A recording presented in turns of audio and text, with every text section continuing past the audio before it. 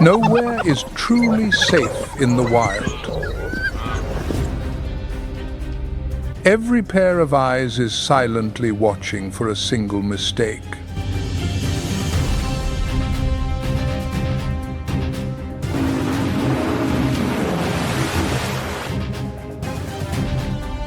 One careless moment, and fate will shift in an instant.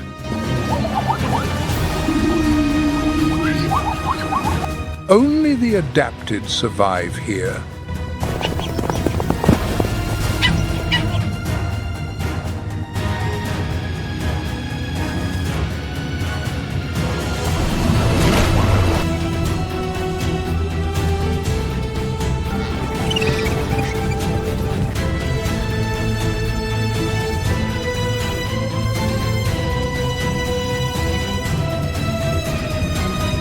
Welcome to Nature's Moments, where we listen to the most extraordinary stories from the natural world.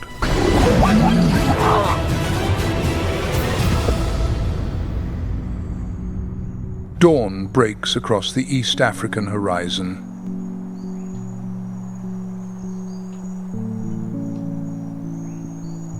This is the oldest continent where life on land began and has never stopped testing itself.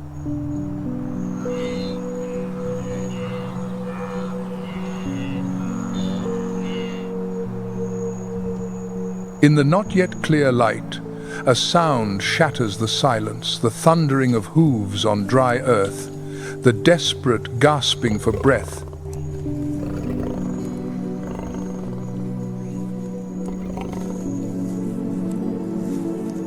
A low shadow glides through the tall grass.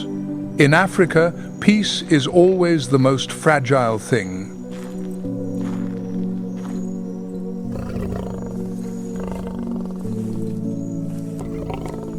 It is a lioness, amber gold eyes locked on the target ahead.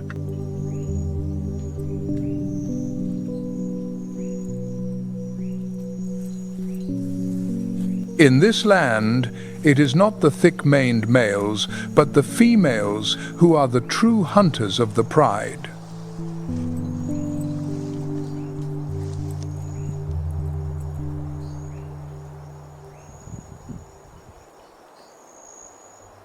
The dry season has stretched on for weeks.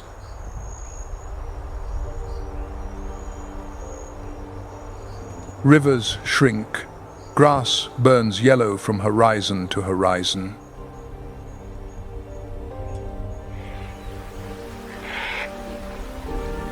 As water sources contract, every species is forced toward the same downstream area, and conflict becomes inevitable.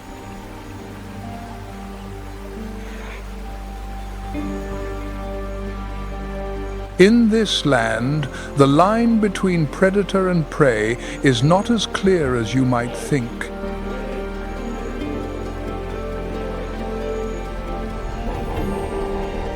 Hippos, seemingly slow creatures, cause more human deaths than most large mammals in Africa.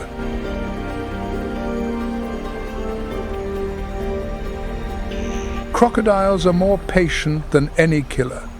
And sometimes the smallest creature is the one that lives the longest.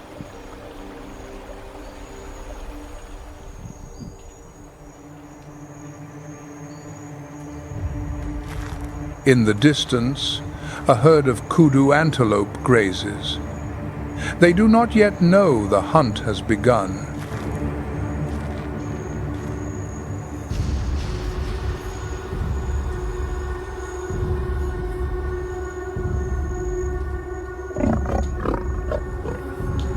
The lionesses have gradually spread into formation.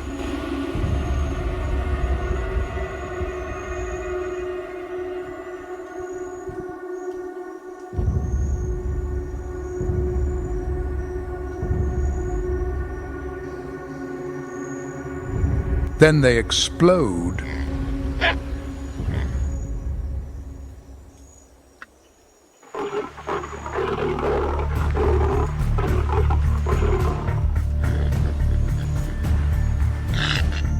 Top speed near 50 miles per hour in the first few seconds.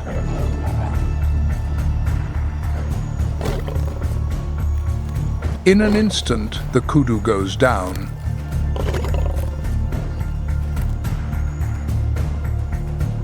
Swift, precise, and ruthless.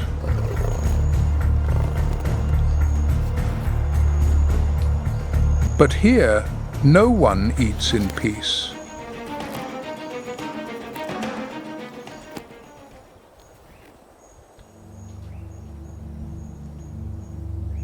The noise of the hunt has carried far.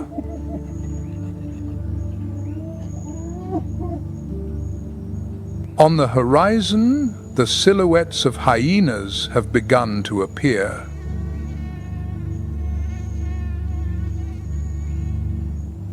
The meal must end quickly. Time in Africa sides with no one.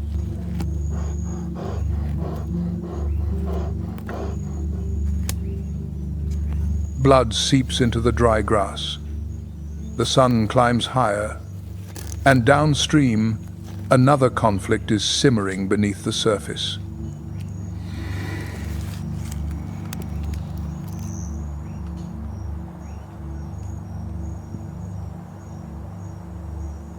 At midday, the sun beats straight down onto the river. A pod of hippos lies packed together in the shallows, only their eyes and small ears visible.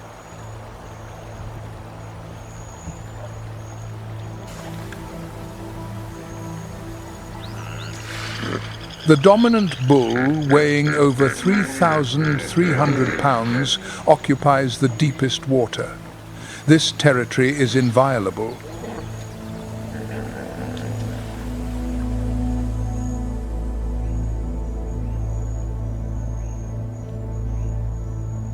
A young bull steps into the forbidden zone.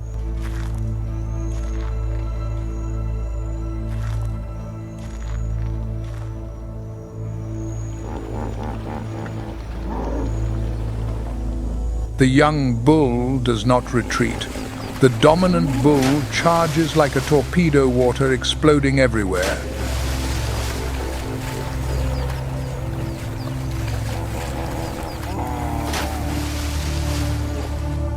Everything ends in seconds.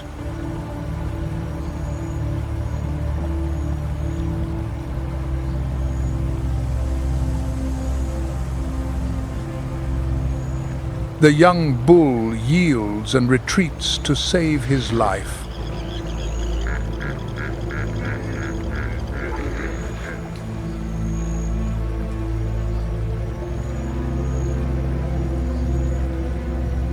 The water settles again. In Africa, the most dangerous creature is not always the one that looks the fiercest.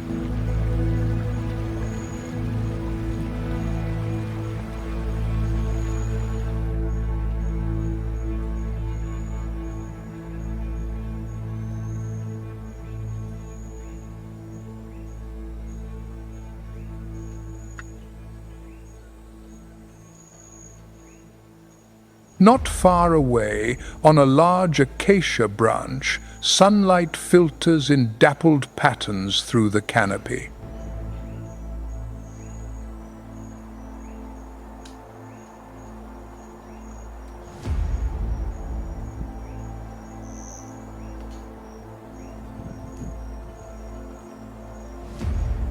A leopard lies, stretched out its spotted coat, blending perfectly into the leaf shadows, nearly invisible.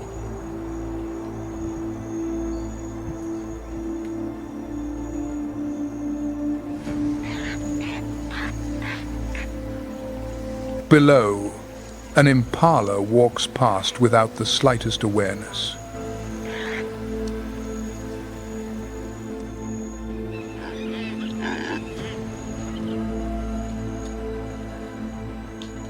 The leopard does not need darkness to conceal itself. Its coat is perfect camouflage in broad daylight.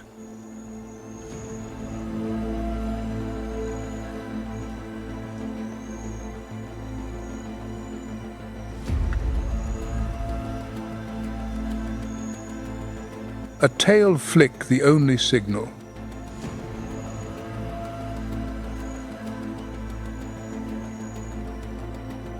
Then it launches from the branch a precise, clean leap. Jaws lock around the prey's throat.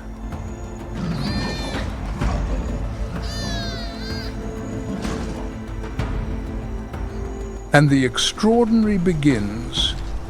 It hauls the prey nearly its own weight back up the tree, step by step, by the sheer strength of its jaws and neck.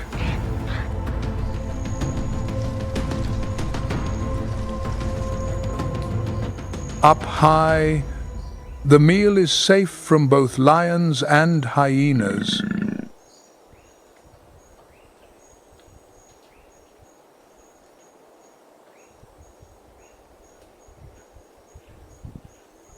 The sun touches the horizon. The sky burns red, the silhouettes of acacia trees etched black against the fiery backdrop.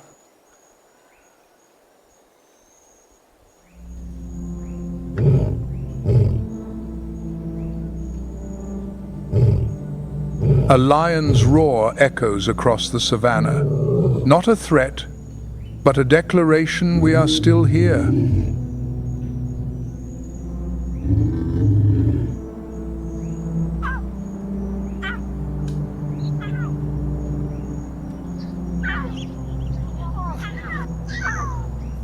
This continent witnessed life begin.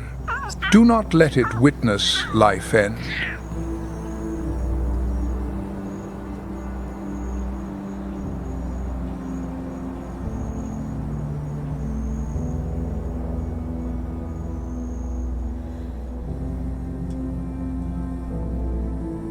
But fire is not the only trial life must endure.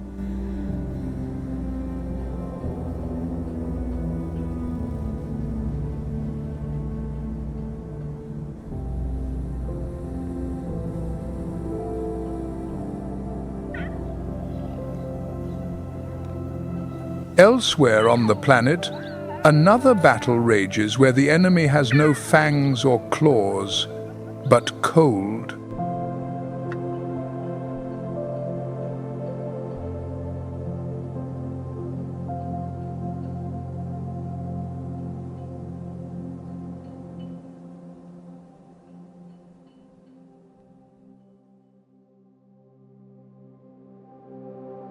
A howl rips through the Siberian sky.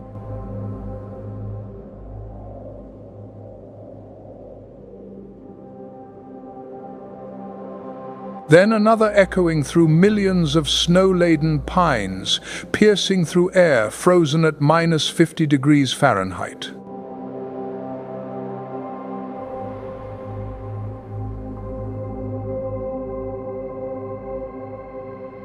Then the entire forest trembles, not from the wind, but because life is awakening in the heart of death.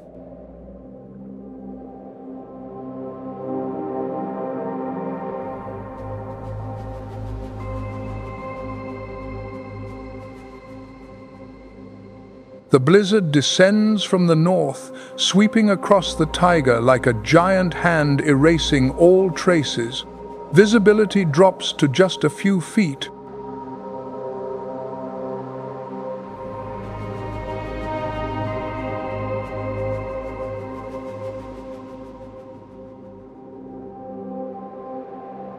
Through that white curtain, an enormous dark shape looms into view. A moose, a creature weighing well over 1,000 pounds, lowers its head against the bitter wind.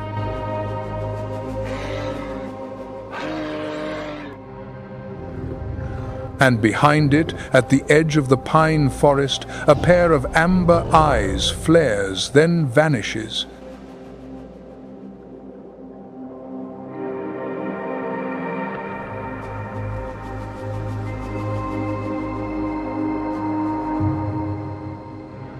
The Siberian tiger, the largest cat on the planet, the phantom of the winter forest.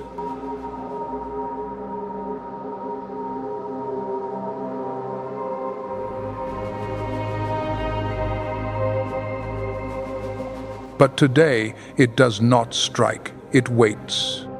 Because in Siberia, patience is the deadliest weapon of all.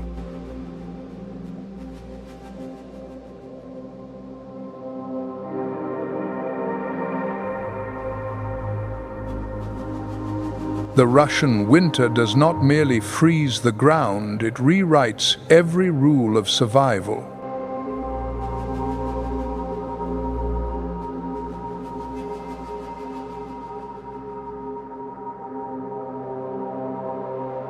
From the vast taiga to the Arctic tundra, from ice-capped peaks to the hidden world beneath the snow, winter here lasts 7 months and forgives no one.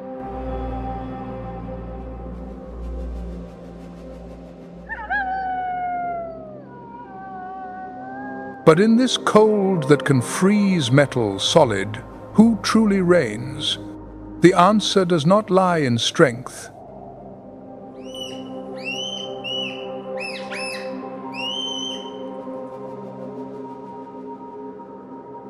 It lies in adaptation. And every creature in this forest is proving that in its own way.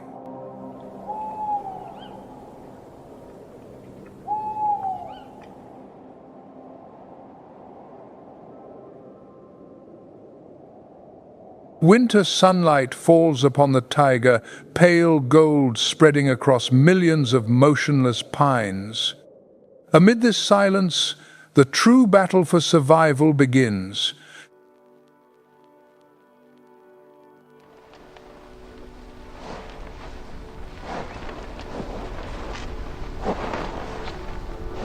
The Siberian tiger Panthera tigris altaica needs no introduction.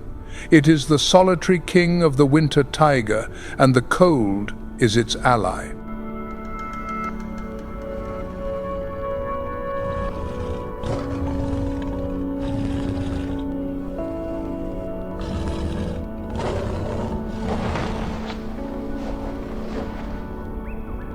The Siberian tiger's winter coat is twice as thick as its summer fur. Each hair is hollow inside, trapping heat like the most perfect natural insulation system.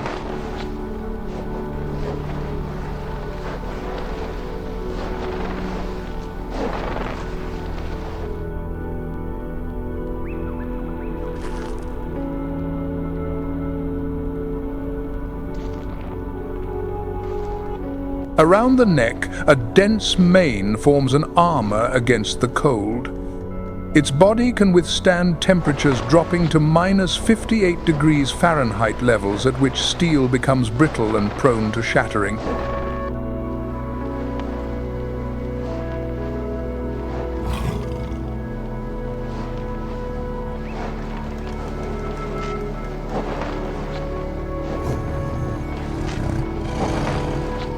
But it is sheer size that makes the Siberian tiger the absolute ruler. An adult male weighs over 600 pounds and stretches more than 10 feet, including the tail.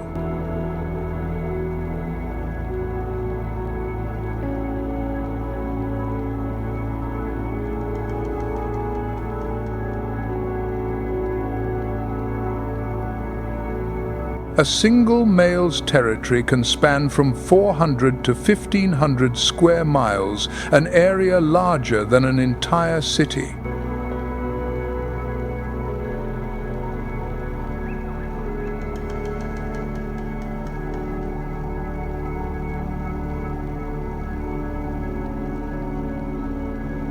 On the harshest winter days, when temperatures hit rock bottom and snow piles higher than 4 feet, the Siberian tiger becomes virtually the only creature that dares to move across the ground.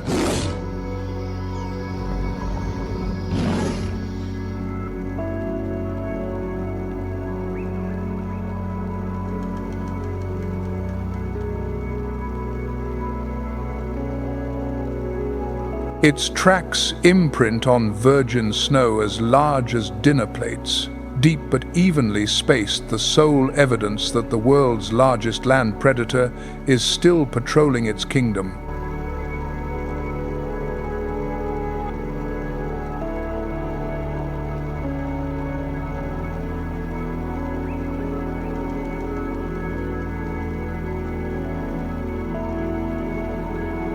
The orange and black stripes, perfect camouflage in the summer forest, are muted in winter beneath a thin layer of snow clinging to the fur, transforming the taiga into a grey-white shadow gliding through the pines.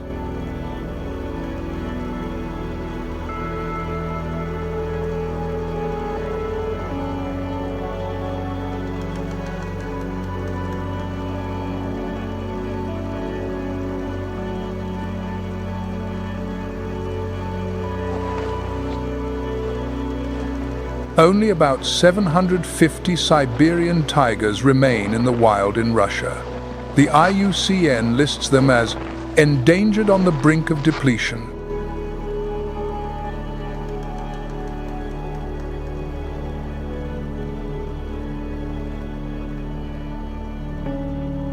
With each passing winter, the Siberian tiger's battle is not only against the cold, but against disappearance itself.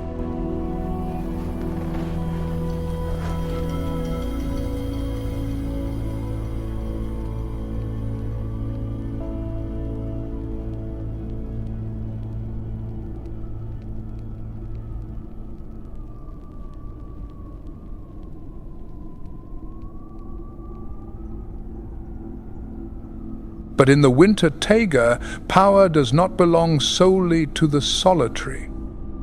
Some creatures understand that true strength lies in numbers.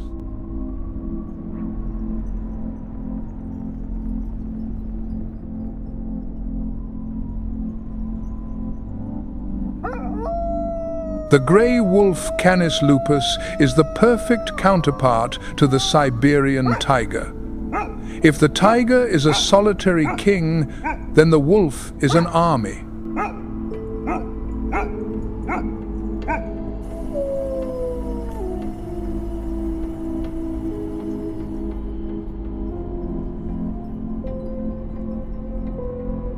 In summer, wolves disperse into small family groups. But when the first blizzard sweeps through the taiga, an ancient instinct calls them to unite.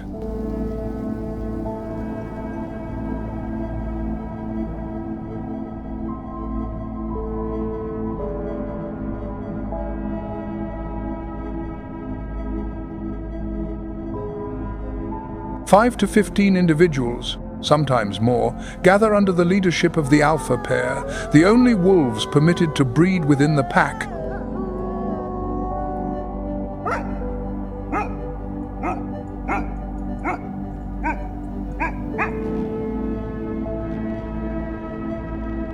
Their howl is not merely a sound. It is the most sophisticated long-range communication system among terrestrial mammals.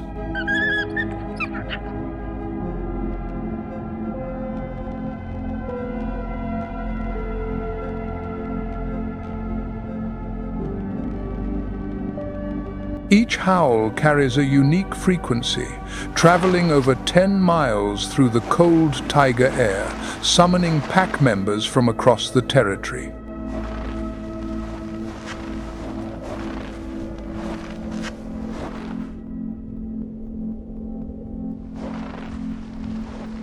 And once the pack is united, the collective hunting machine begins to operate.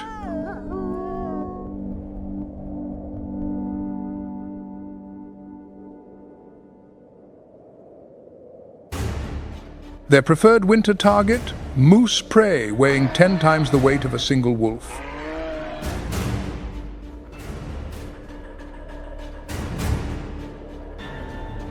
When the target has been chosen, the chase begins.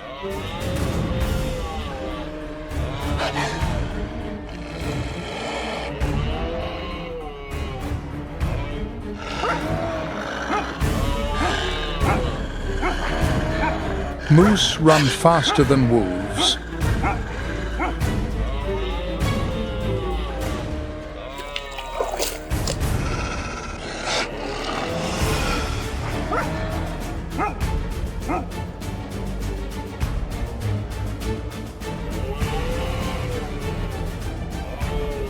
But deep snow is the enemy of herbivores. Each step grows heavier. Each passing minute brings more exhaustion.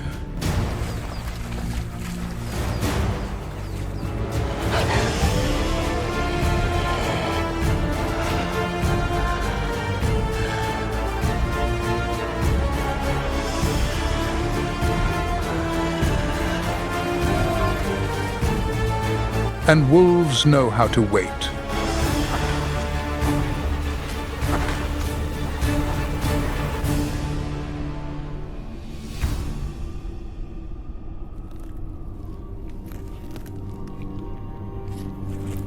When the prey collapses, the feeding hierarchy activates.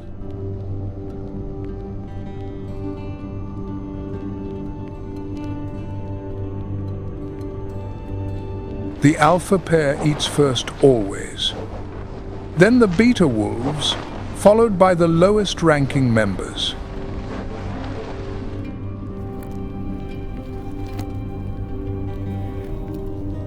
This order is not cruelty, it is strategy. The alpha pair must stay strong enough to breed, ensuring the pack's survival through winter.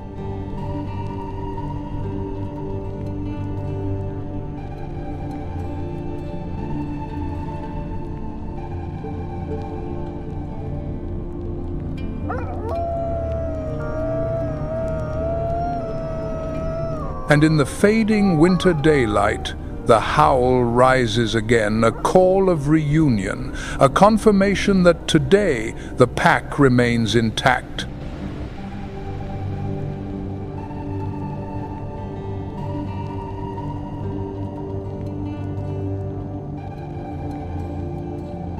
The wolf's double-layered coat, a soft inner layer for warmth, a tough outer layer to block wind, allows them to sleep outdoors at -40 degrees Fahrenheit without shelter.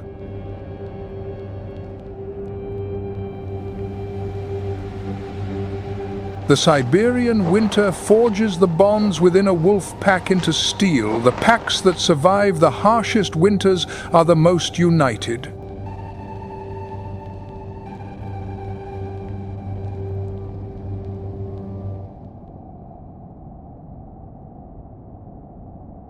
But not every predator needs a pack. Deep in the silent taiga, one creature has turned solitude into a weapon.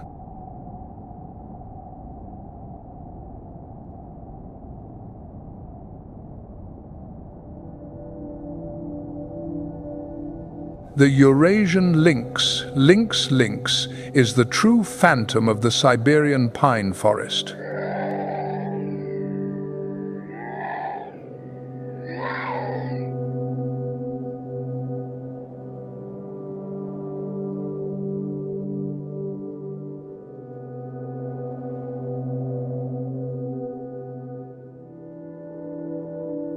If the Siberian tiger relies on power, if wolves rely on numbers, the lynx needs only one thing: perfect silence.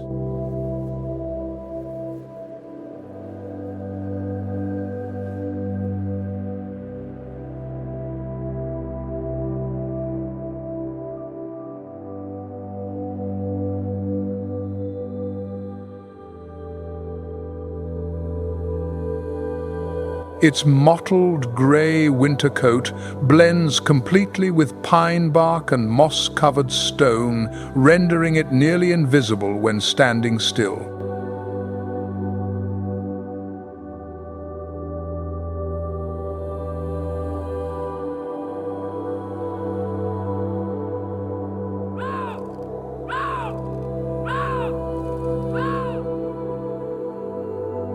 But the lynx's most formidable weapon lies in its paws. Enormous feet, disproportionately large for its body, distribute weight across the snow surface like natural snowshoes.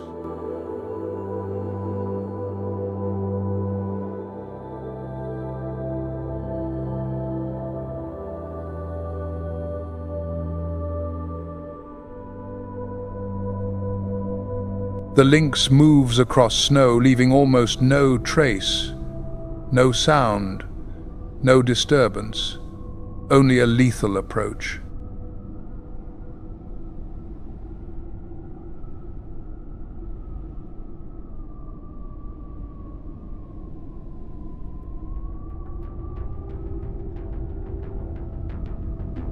In winter, when food is scarce and energy must be conserved, the lynx shifts to active patrolling, moving continuously across a territory that can span up to 1,000 square miles.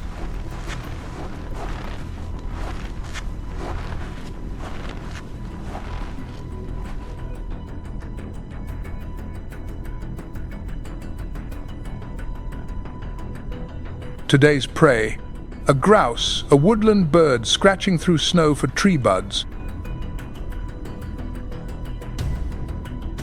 The lynx approaches slowly. But today, luck does not smile upon it. The grouse swiftly beats its wings and flies away before the lynx can strike.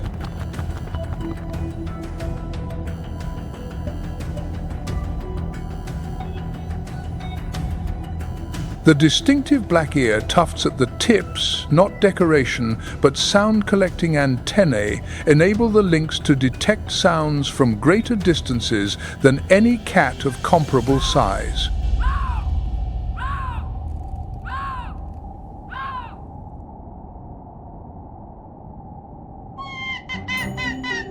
But the lynx is not the only creature to turn solitude into an advantage. In the snowy northern reaches, another is proving that cunning can sometimes surpass fangs and claws.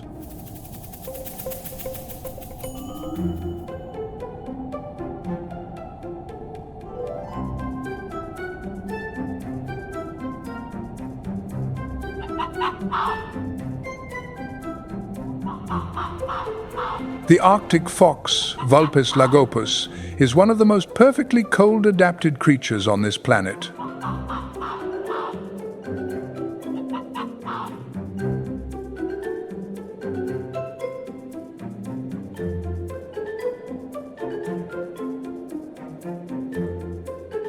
Its winter coat transforms from brownish-gray to pure white so perfectly that when the fox lies motionless on the snow, it vanishes completely.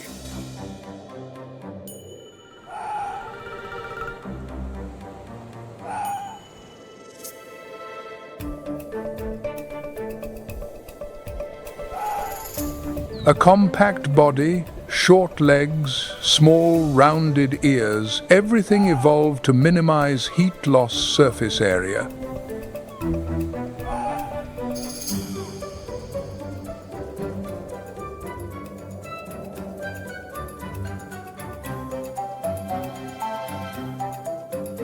And here is the most astonishing figure.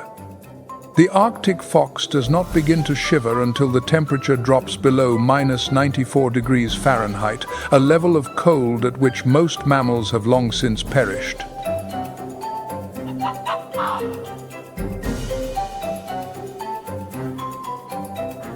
But warm fur is not enough without food, and on the frozen tundra, the Arctic fox has developed an extraordinary hunting technique: the mousing pounce.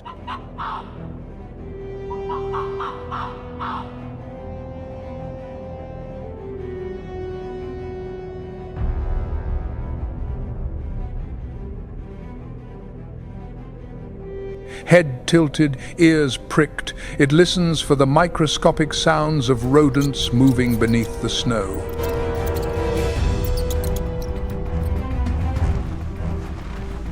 Then a soaring leap, nose plunging straight down through the snow, punching through the frozen crust to snatch the prey hiding below.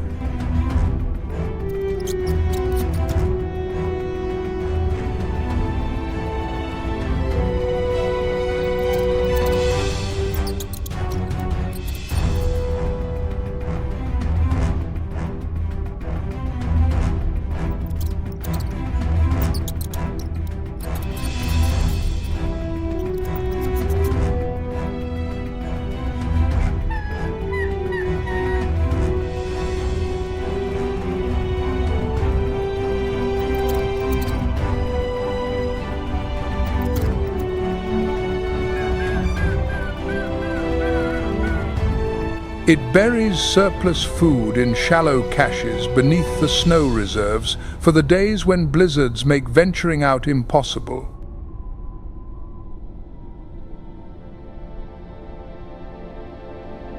The Arctic fox's survival depends not on strength or speed, but on intelligence and the ability to turn every opportunity into a meal.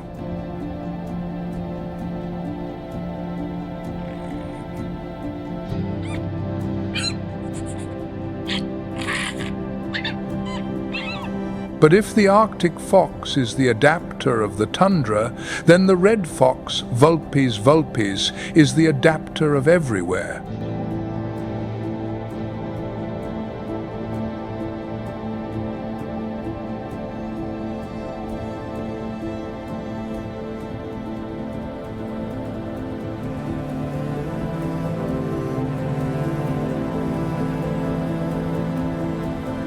The red fox also employs the mousing pounce, but with a secret that science is still trying to decode.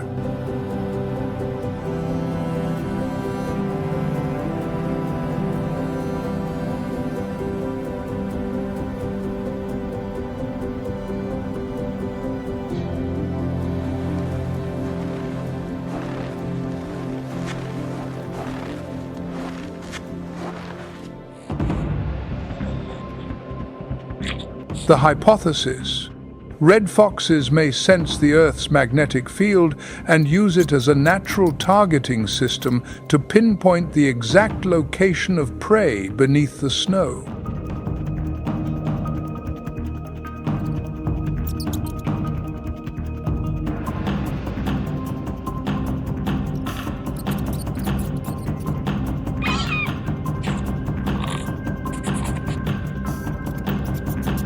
But the red fox is not just a hunter. It is the ultimate opportunist, eating insects, fish, wild berries, carrion, whatever winter leaves behind.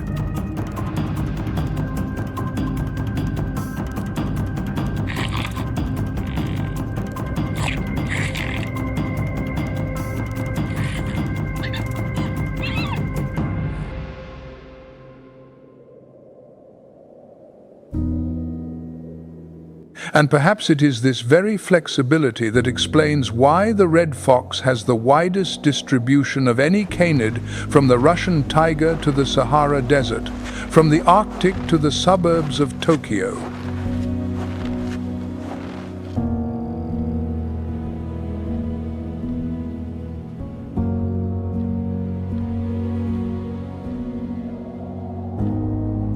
On the coldest winter days, the red fox curls up beneath a tree trunk, its thick tail wrapped around its nose, and paws the perfect natural fur blanket.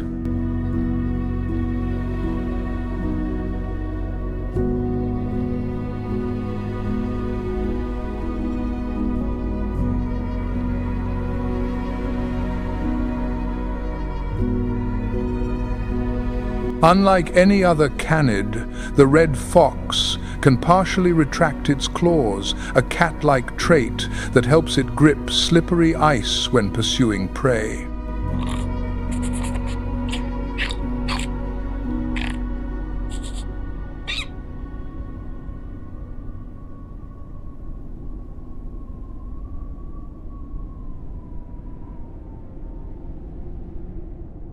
But as we follow the predators across the snow, a question arises. Where is the prey? Millions of rodents seem to vanish when winter arrives.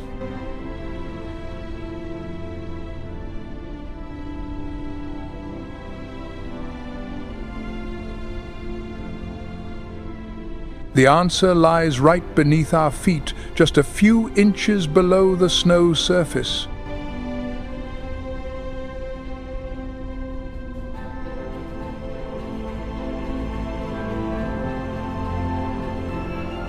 This is the subnivean world, a hidden civilization beneath the snow that few ever see.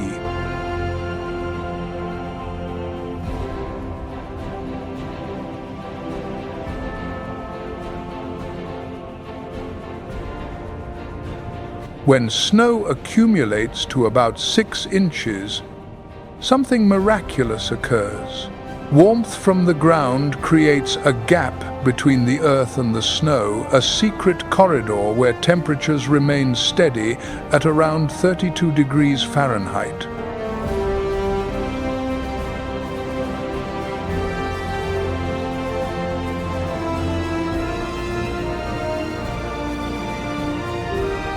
-32 degrees Fahrenheit below, while the snow surface above endures -40 degrees Fahrenheit. A difference of over 70 degrees across a distance of just a few feet.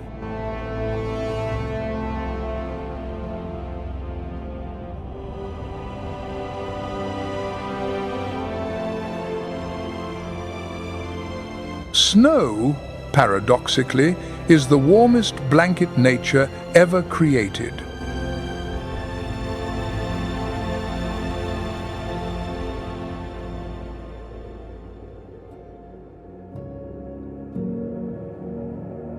And within that warm world, voles and lemmings have built an entire underground city.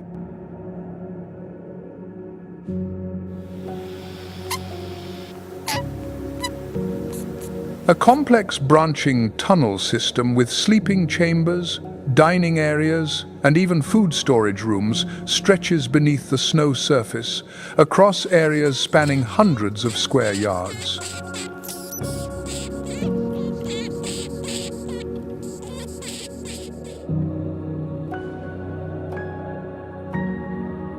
And most extraordinarily, lemmings breed in the dead of winter.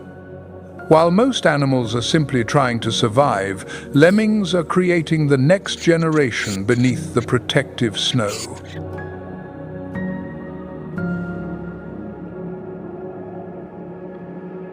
The lemming population boom and bust cycles, surging, then collapsing every 3 to 4 years, is the heartbeat of the entire Arctic winter ecosystem.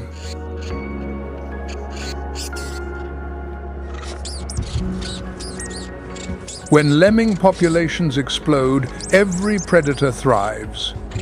When populations collapse, the entire ecosystem shudders.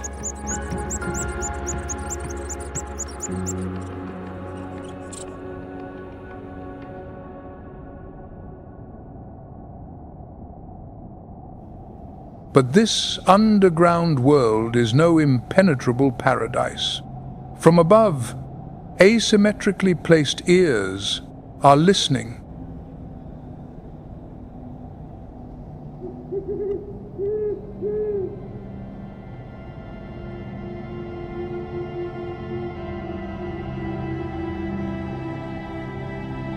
The snowy owl, Buboscandiacus, is the ruler of the tundra skies, and its relationship with lemmings is nearly absolute.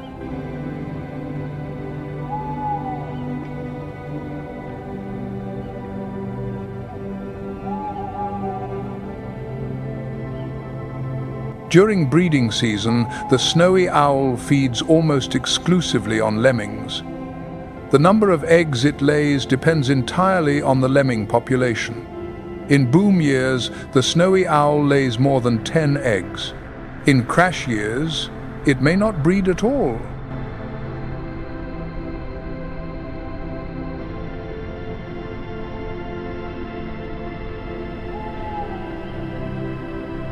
Multi-layered white plumage covers it from head to toe, including the feet, an insulation system that allows it to sit motionless for hours on the snow without losing heat.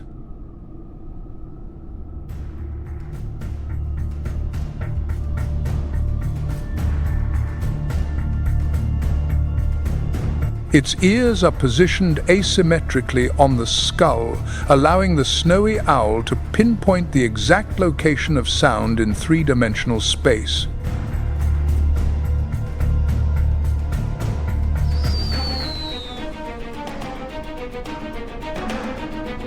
Combined with specialized wing feathers that eliminate the sound of flapping, the snowy owl flies in absolute silence. Prey never hears death approaching.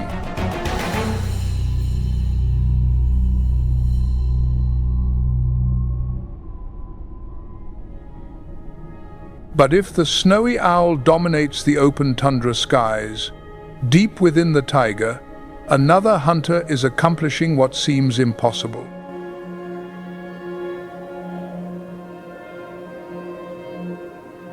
The great grey owl Strix nebulosa boasts a wingspan of nearly 5 feet. Yet its actual body is surprisingly light. Most of its size comes from thick, insulating plumage.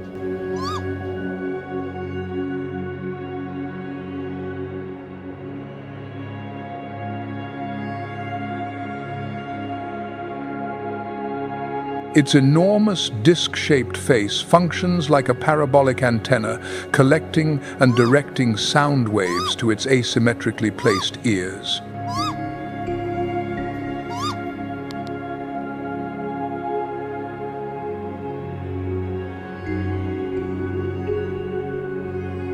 This biological technology allows the great grey owl to hear voles moving beneath more than 20 inches of packed snow.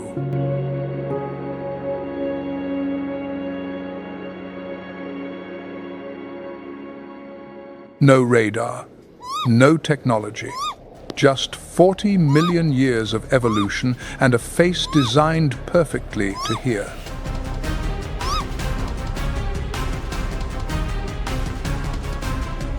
And once the position is locked, the great grey owl plunges downward, smashing through a frozen snow crust more than 20 inches thick with the force of its feet.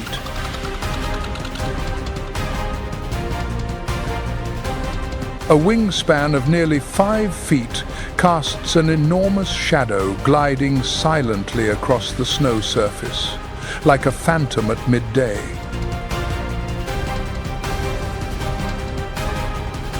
If you too are captivated by these extraordinary survival tactics, share your thoughts in the comments below.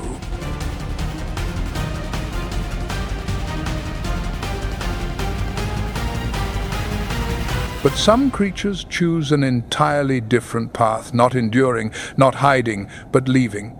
And that departure is one of the most magnificent spectacles on the planet.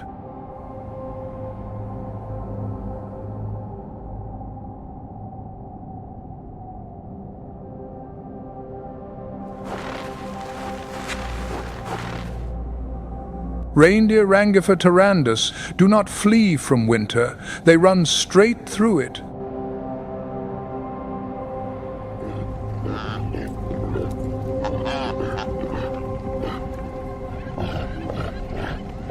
Each year, hundreds of thousands of reindeer undertake a migration spanning 600 to 750 miles along routes more ancient than human history.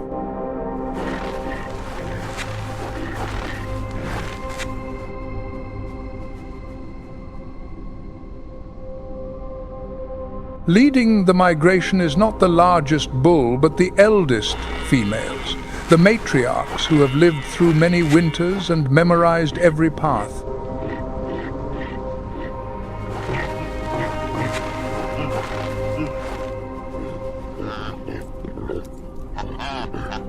Their memories are living maps passed from generation to generation, not through genes, but through experience.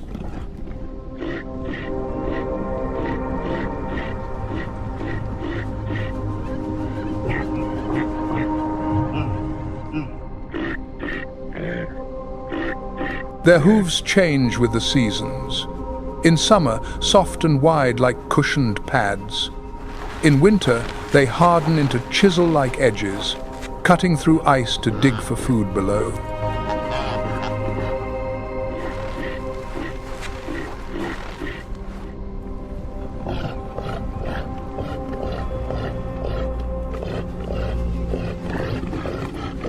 The reindeer's nose is a biological marvel. Inside, it contains a complex network of coiled bones called turbinates that warm the frozen air before it reaches the lungs.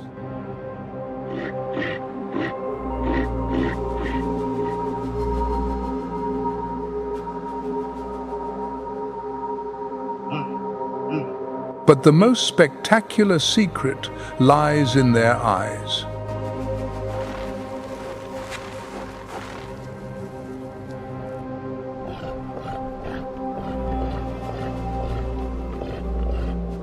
In winter, reindeer eyes shift to a deep blue, a change that enhances light sensitivity during the months of near total darkness.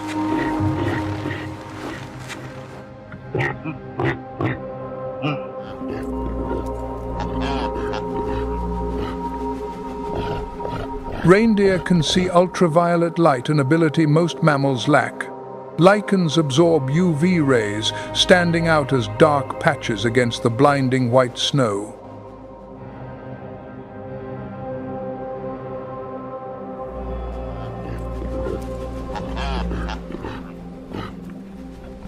When a blizzard strikes mid-migration, thousands of reindeer press tightly together, forming a massive living mass that conserves heat for the herd.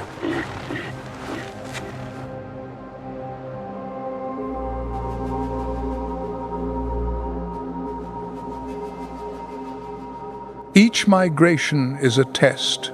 The weakest fall behind. Wolves and brown bears wait at the edges of the herd.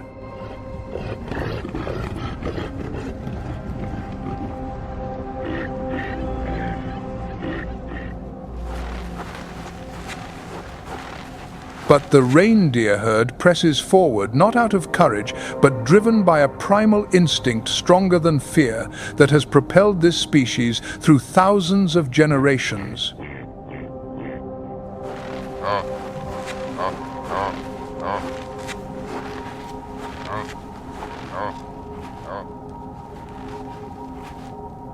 The reindeer's strength lies not in fangs or claws. It lies in collective memory, the legacy passed down by ancestors through every winter.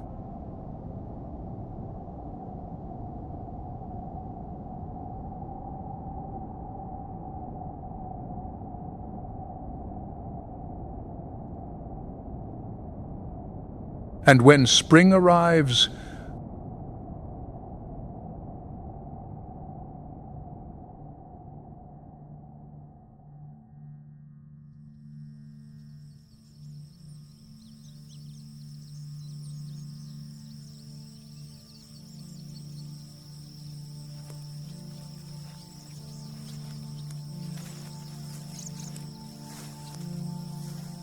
the brown bear, Ursus arctos, prepares for winter in a way no other species dares attempt, sleeping for 5 to 7 months without eating, drinking, or excreting.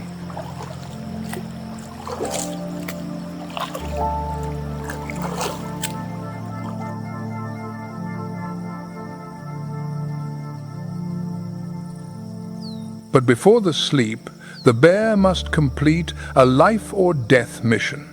Hyperphagia, a phase of frantic eating lasting several weeks.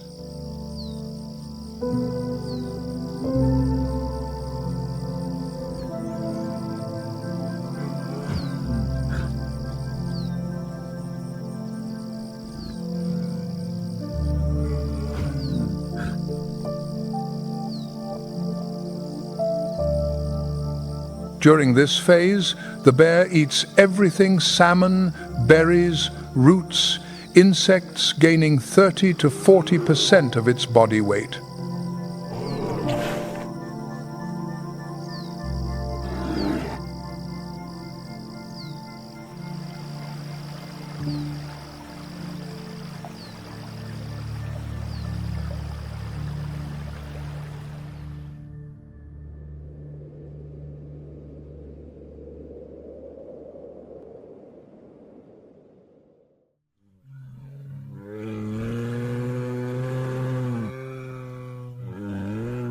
Once the den is dug and the body has stored enough fat, the brown bear enters the most extraordinary state biology has ever recorded.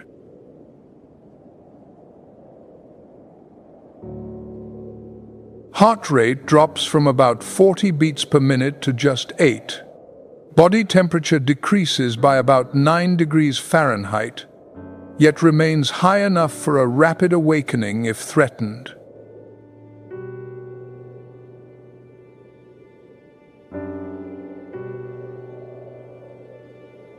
No eating, no drinking, no urination, no defecation.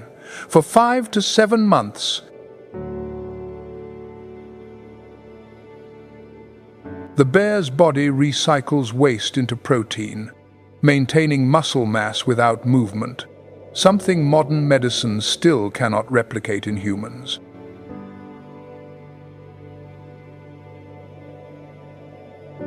And in the midst of that winter sleep, the greatest miracle occurs.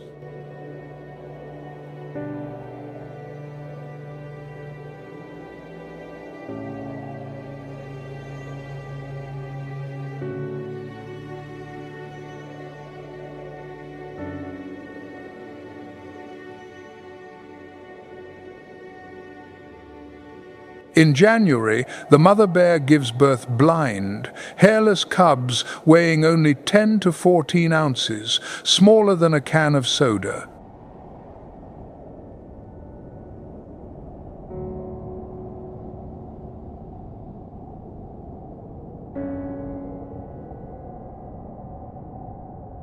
In the complete darkness of the den, the cubs nurse on their mother's fat-rich milk, the sole source of nutrition that helps them grow large enough before spring.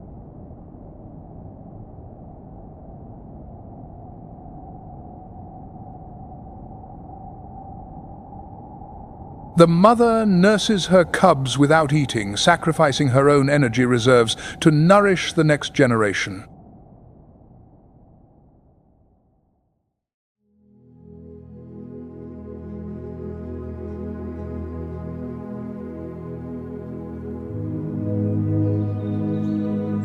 When spring touches the den entrance, the mother leads her cubs outside for the first time, 4-month-old cubs weighing about 10 pounds, seeing sunlight for the first time in their lives.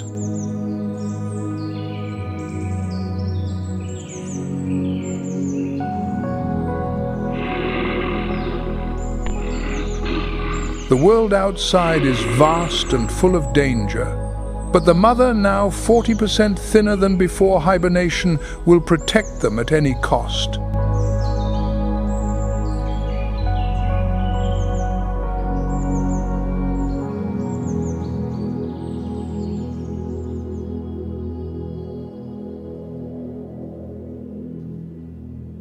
The Russian winter is the most ancient test that nature has ever set, and every species on this land has written a different answer.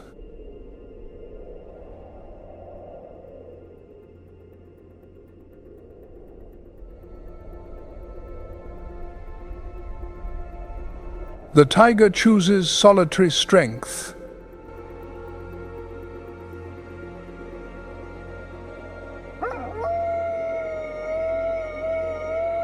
The wolf chooses unity.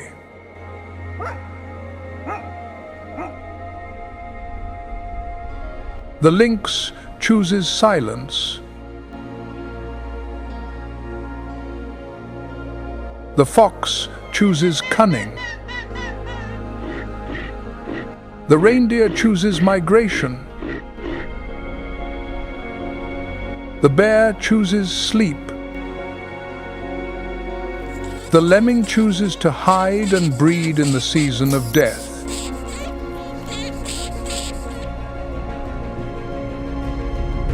All are different, but all answer the same question. How do you survive when everything around you wants to extinguish life?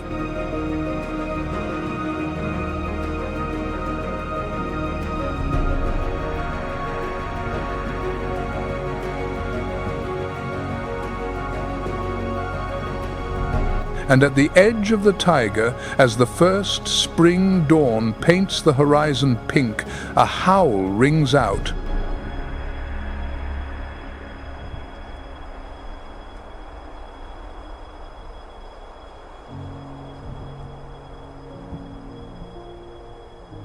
The howl of a wolf, the very howl that opened this story. But this time, it is no longer a call to war. It is a call of life, confirming that the pack endures, that winter has not won.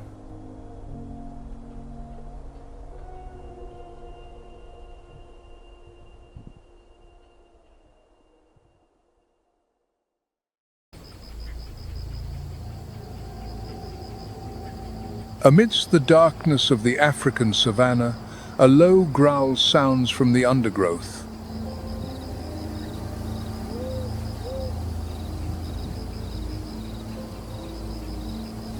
Not a lion, not a leopard.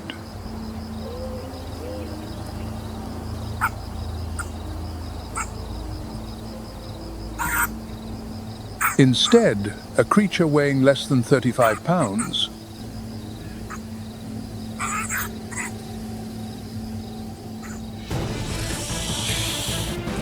A honey badger caught in the crushing coils of a rock python 3 times its length.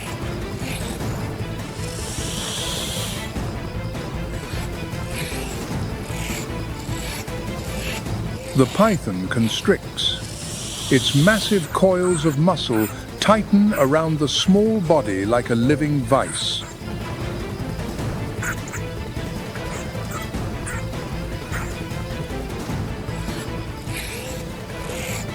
Using the 6 millimeters of thick, loose skin around its neck, it turns inside the python's grip, grinds its teeth on the reptile's scales, and tears until its enemy relents.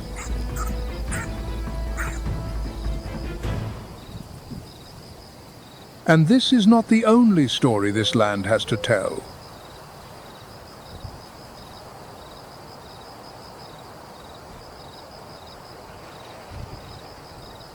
Welcome to Nature's Moments, where we explore the most extraordinary stories of the natural world.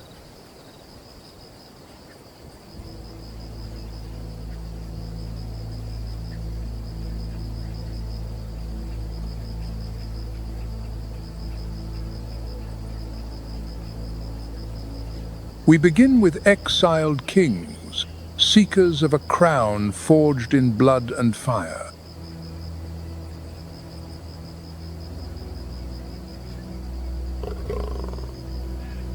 On the southern edge of the Serengeti, where red basaltic earth cracks into deep fissures and the horizon burns under the African sun, 3 shadows move across the land.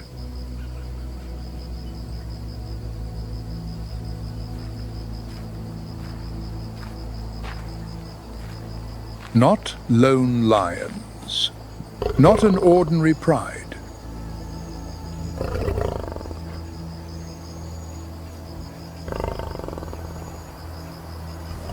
But a coalition forged in adversity, bound by an unspoken oath.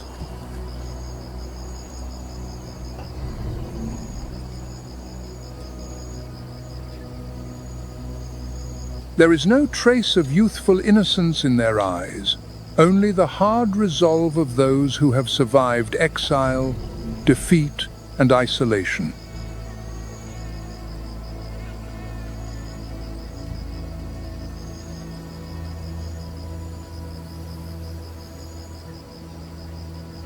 One leads, his black mane a battle flag, carrying the fury of one who seeks to reclaim what was stolen.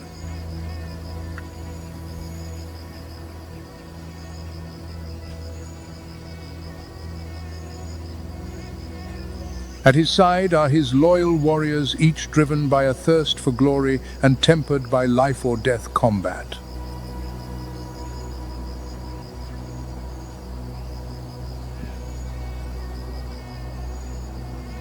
Researchers estimate the reign of a male lion coalition typically lasts just 2 to 4 years before a younger, stronger group arrives to overthrow them.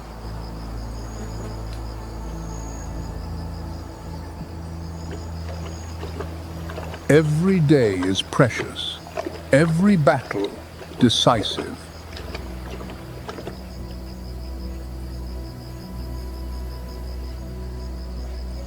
Together, they move like a tide of gold and fire, their paws leaving deep impressions in the dry earth.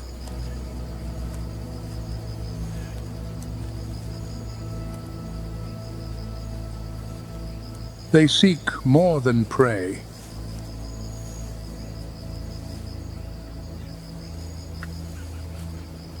They seek a kingdom.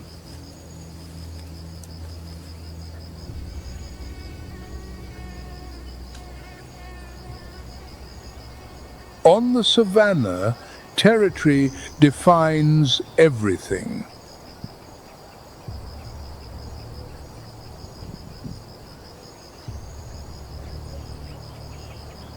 No land, no pride, no legacy.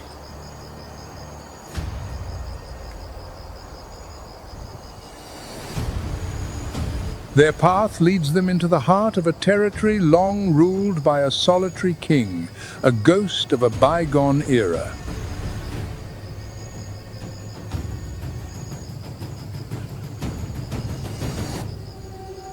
Here, it is not speed that rules, but history and ancient ownership defended by instinct.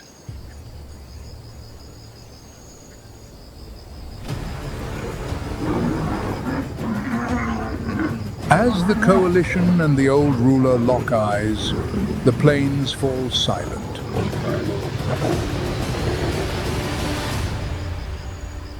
No words are needed.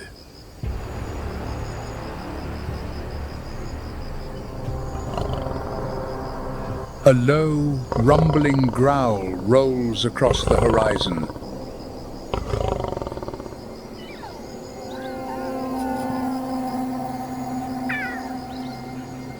A challenge rings out, shattering the air like a thunderclap.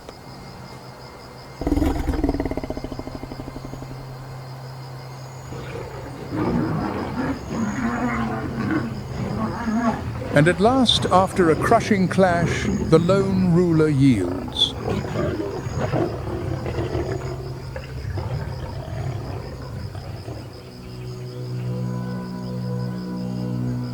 His reign is over.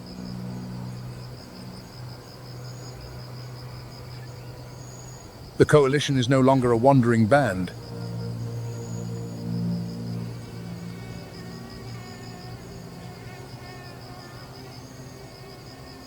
They are the rightful kings of this harsh corner of the Serengeti.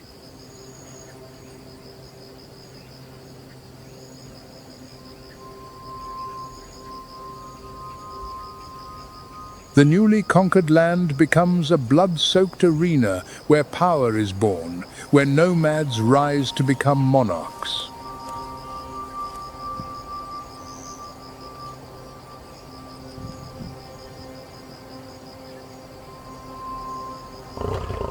With their victory secured, the lionesses enter estrus.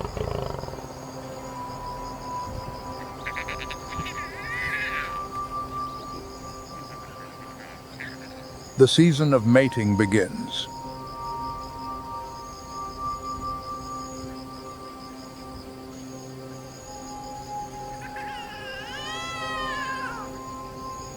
Cubs soon follow their tiny voices, echoing the birth of a dynasty forged in conflict.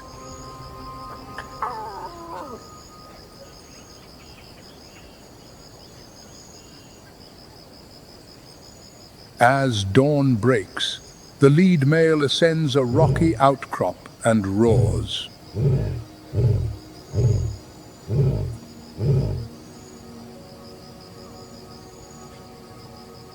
The call carries for miles, summoning the lionesses and young males for their first coordinated hunt.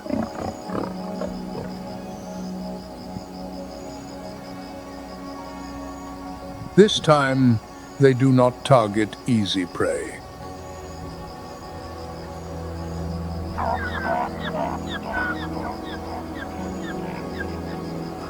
No zebra, no antelope.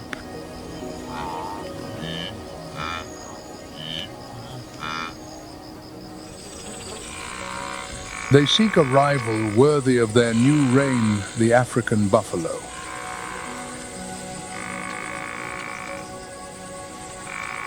The buffalo is no ordinary quarry.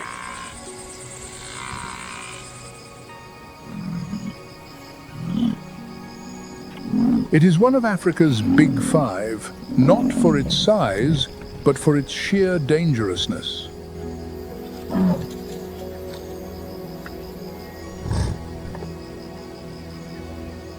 It is known as the Widowmaker, or the Black Death, for its long memory and a fury that never fades.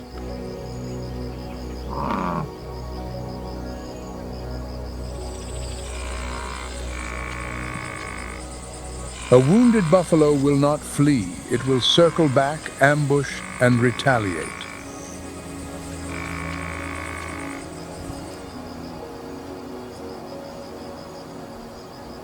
Nearly 2,000 pounds of muscle, armed with deadly curved horns that grow from a thick, nearly impenetrable shield of bone on its forehead.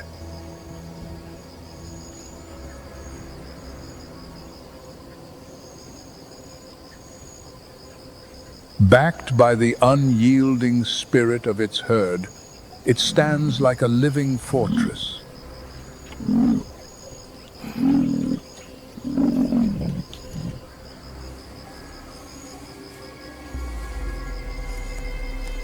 A herd of buffalo will not hesitate to charge a pride of lions to rescue one of their own.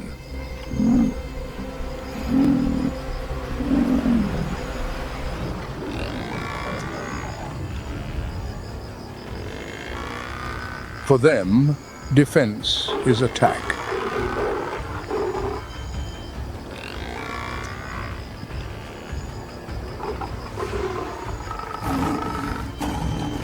But for these lion warriors, that challenge is precisely what makes the hunt worthwhile.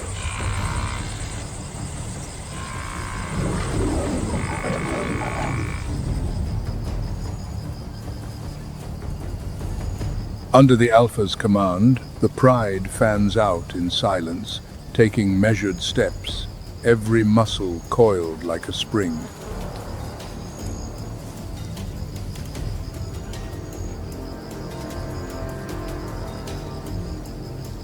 From yards away, a roar shatters the stillness.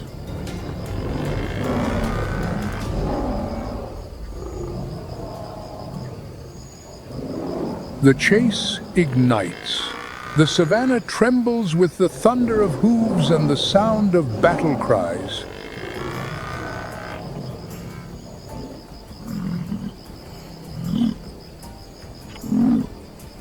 The savage feast that follows is more than a meal.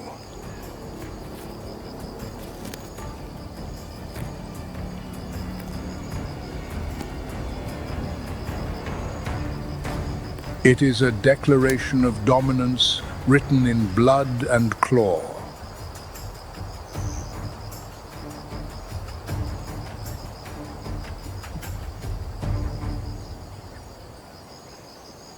But ambition does not stop here.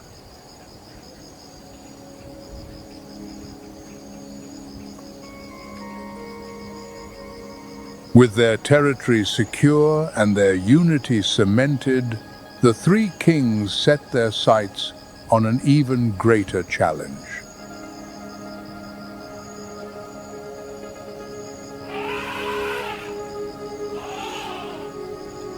The African elephant, an icon of ancient strength and wisdom.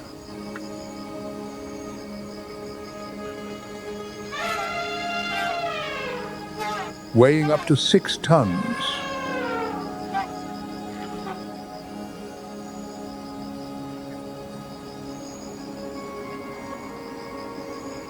A mountain of flesh and bone, moving with the gravity of time itself.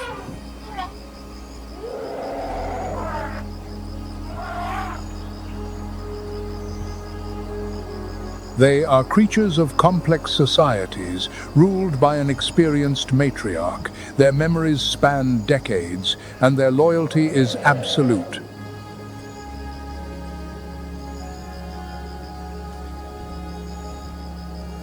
To attack an adult is suicide.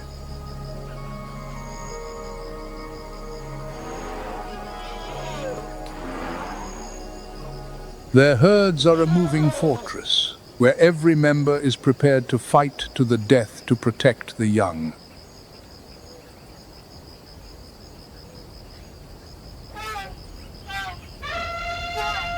Hidden in the tall grass, the pride waits. They are not seeking a direct confrontation. They are seeking a moment of vulnerability.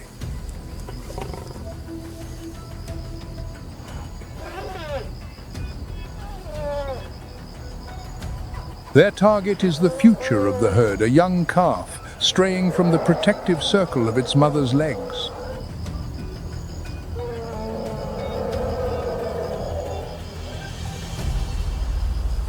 The attack is a symphony of calculated chaos.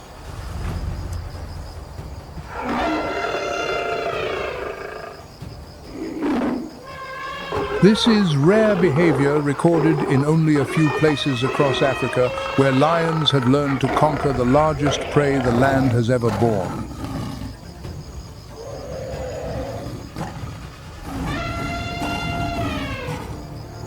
The savannah bears witness to a display of audacity and brutal tactics.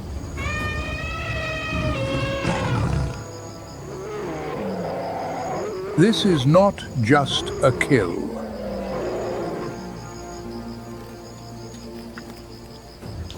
It is a statement that in this coalition forged by blood, no prey is beyond reach.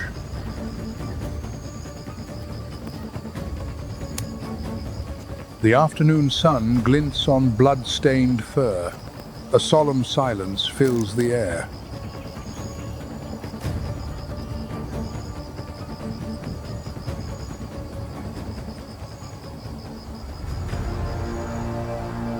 The power of a kingly coalition is undeniable, a force built on domination and supremacy.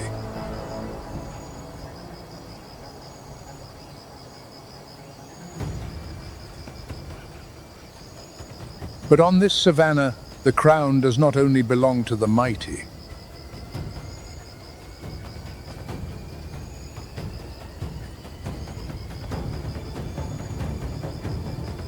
There is another kind of power, quieter, yet no less devastating, defined by an unbreakable vow of unity.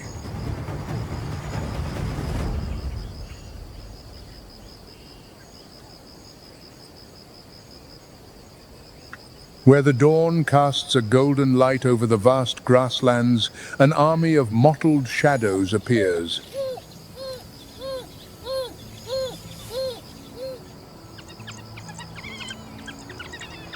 These are African wild dogs.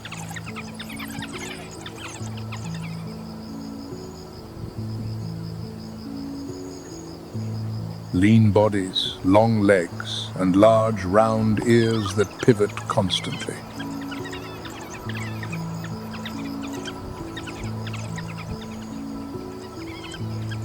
They do not have the brute strength of a lion.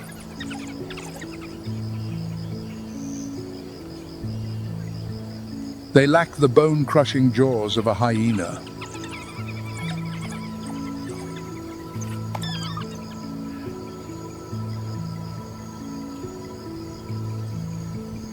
But they possess a far more formidable weapon, absolute unity.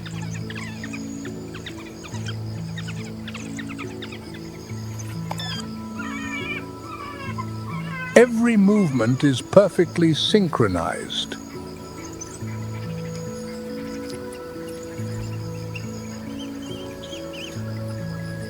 A glance is enough. A flick of the tail sends a clear message.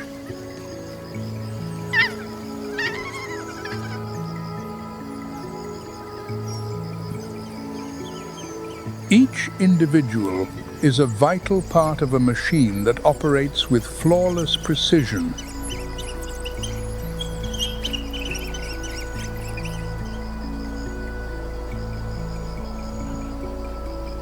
Only about 6,600 wild dogs remain on the continent, of which only around 1,400 are mature adults.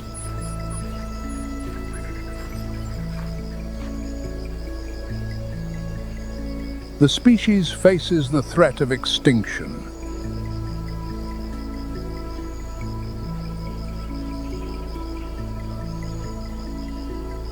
But the numbers do not tell the whole story.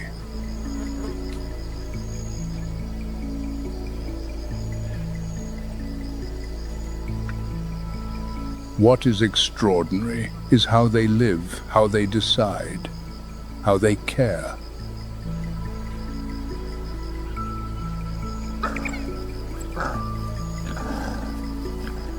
Before each hunt, the pack engages in a peculiar ritual. They sneeze.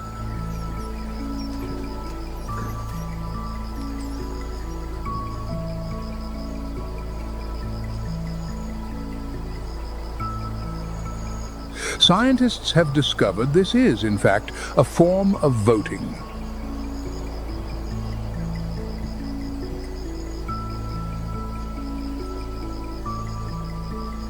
The number of sneezes determines whether the pack will set out to hunt.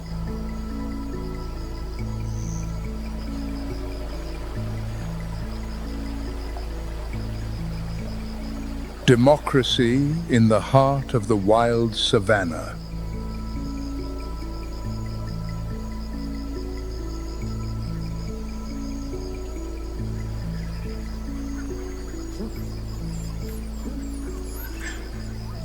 When the pack decides to act, everything changes in an instant.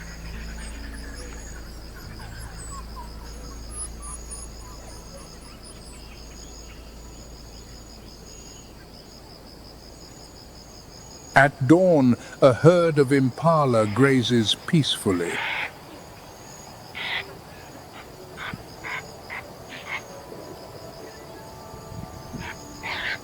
A gentle breeze carries a scent that only the wild dogs truly understand, the scent of opportunity.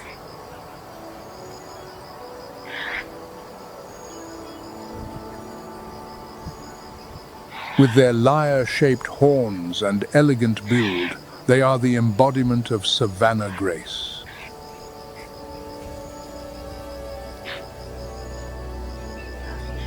But that beauty conceals an immutable truth. They were born to flee.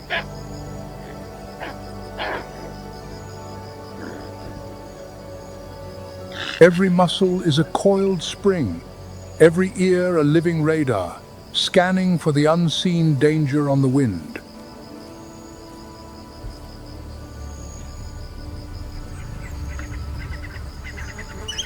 The pack spreads out without a sound, splitting into smaller groups to form an invisible net around the herd.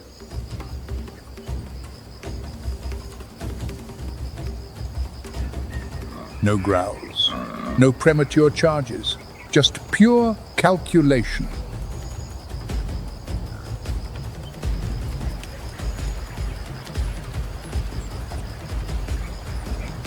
Then the leader gives the signal. Chaos erupts.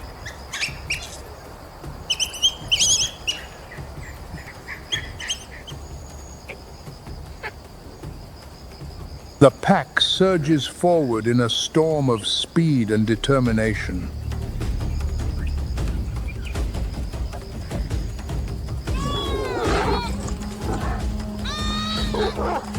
When the chosen impala collapses from exhaustion, it is brought down in seconds.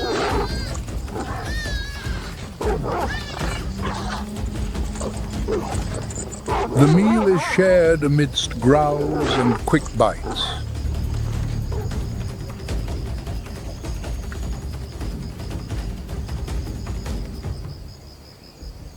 This solidarity is not mere kindness. It is a survival technique, honed over millions of years of evolution.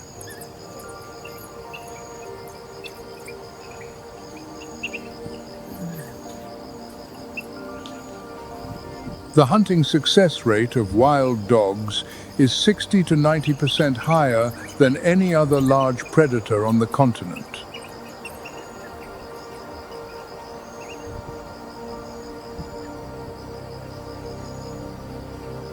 Not through individual strength, but through the seamless coordination of every member.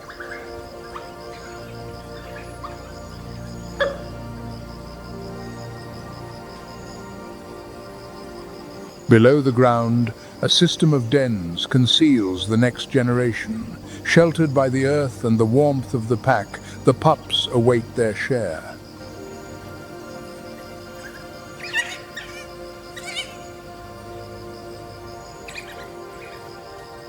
Their sharp yelps call the adults to return with fresh meat and regurgitate it for them.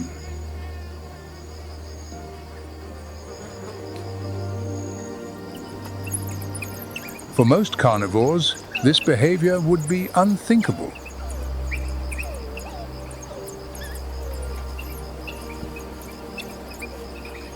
Here, it is law. No one is left behind. The future of the pack belongs to all.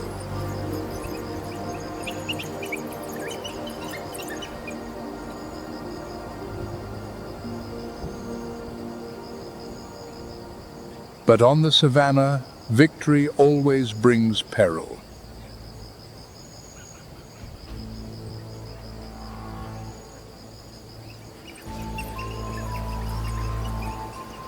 As the pack feeds, the scent of blood carries to a giant.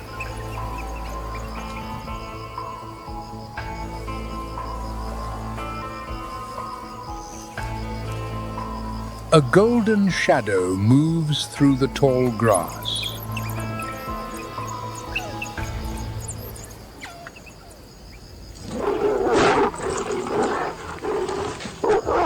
The pack surrounds the intruder, barking, nipping, harassing from all sides.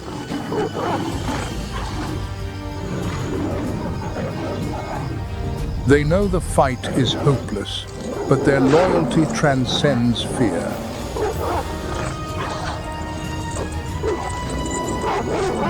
The savannah offers no time for funerals.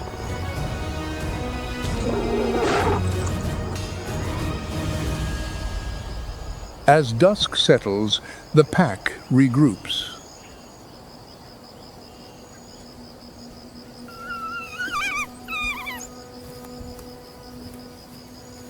They move through the dry grass not as scattered survivors, but as a single body.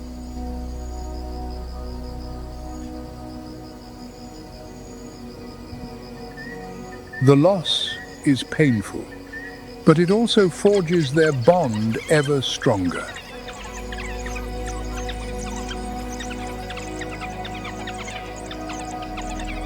In the memory of every pup, every adult, the lesson remains: the pack survives only when it stands together.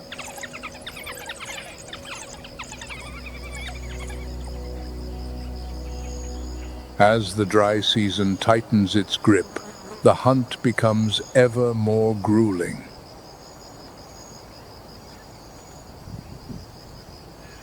The sun bakes the earth, waterholes vanish.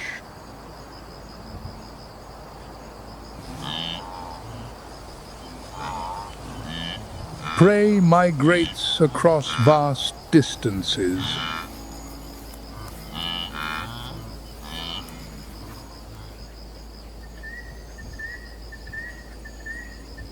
The dogs cover tens of miles each day, crossing cracked plains and dry riverbeds.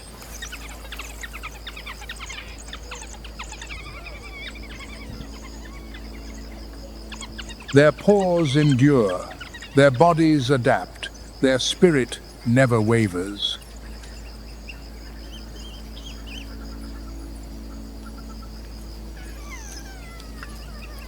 Even when faced with invisible threats, rabies or distemper, epidemics that can wipe out an entire pack, the dogs respond in the only way they know how: together.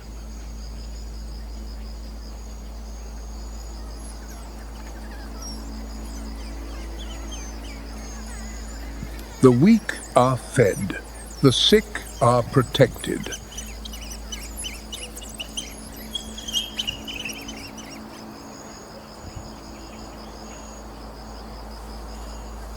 Though death claims some, the lesson endures. The pack is the embodiment of resilience, standing firm against the impossible.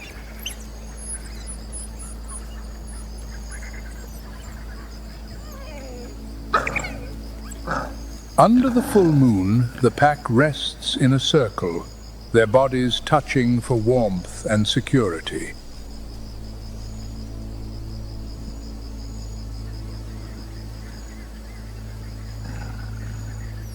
Their breathing synchronizes as if they share a single heartbeat.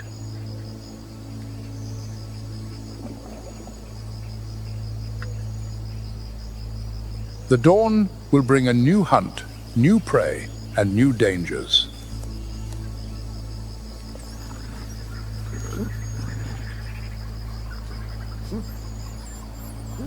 But with each passing day, each step taken side by side, the truth of their power becomes ever clearer.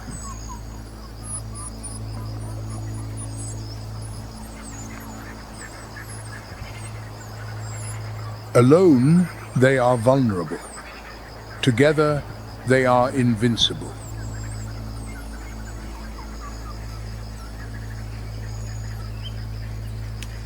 African wild dogs are more than just hunters. They are the living embodiment of the power of unity.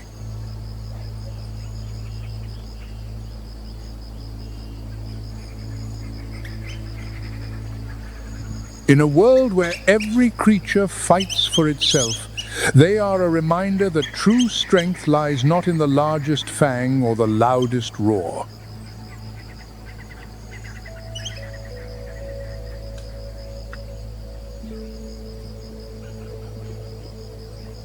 It lies in the ability to move as one, to endure as a single force.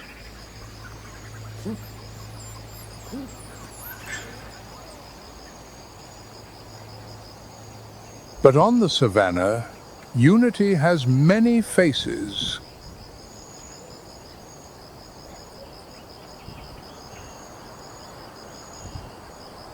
And there is another species more profoundly misunderstood than any other that also possesses incredible collective power.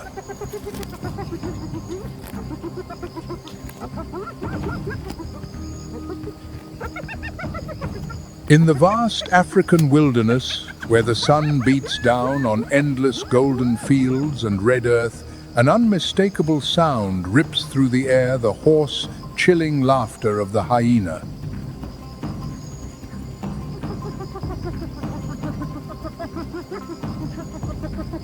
It is a voice that mirrors the harshest realities of life on the plains.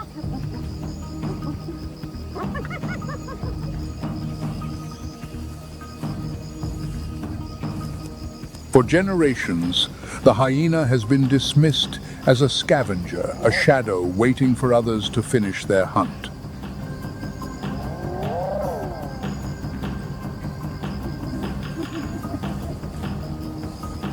But that belief is far from the truth.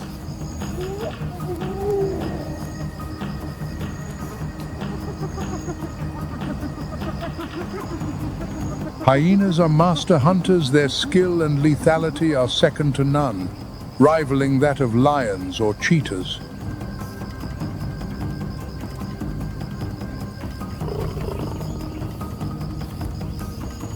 They do not move with the grace of the great cats, nor do they possess the explosive speed of the cheetah.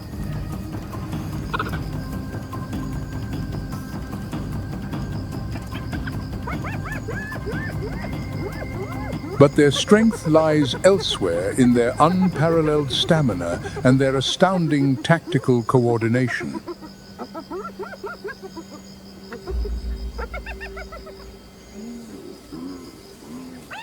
A mature spotted hyena can weigh up to 190 pounds.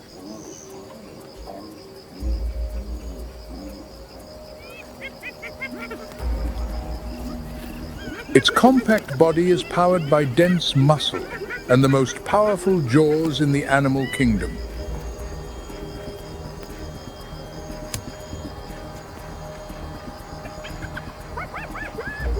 With a bite force exceeding 1,100 psi, equivalent to 4,500 newtons, a hyena's jaws can crush the toughest bones that no other predator can touch.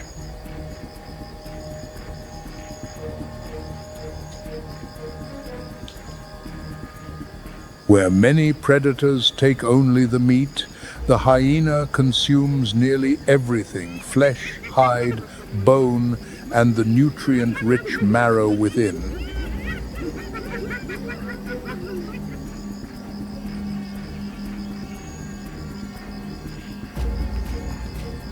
But their true dominance comes not from the individual, but from the clan.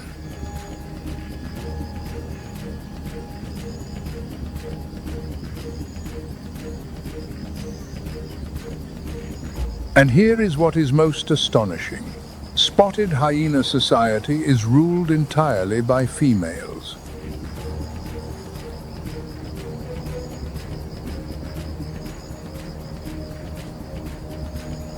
This is one of the very few large mammal species where the female holds absolute power.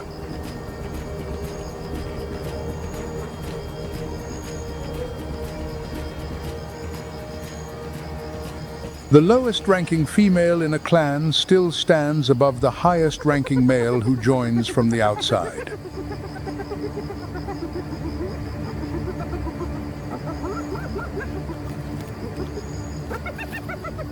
Clans range from 10 to 80 members, operating with the coordinated precision of a military unit.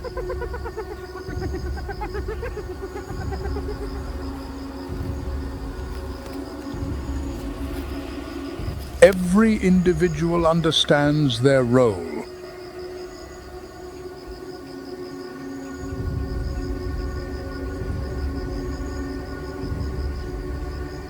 The savannah becomes a battlefield, and the hyenas are master strategists.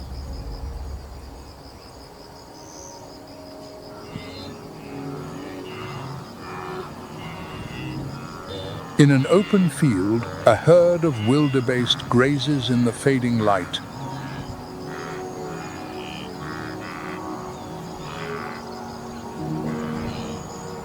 The peace seems secure.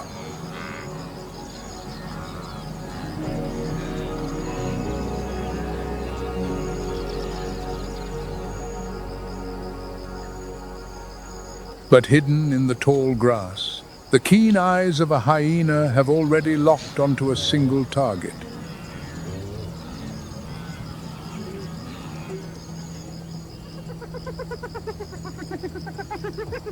The clan has made its decision.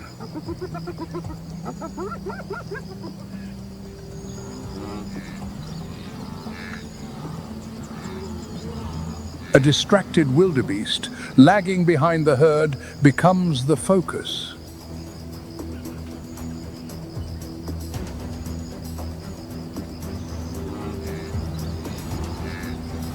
No growls, no premature charges, just silent, careful movements as the hyenas spread out to form a closing circle.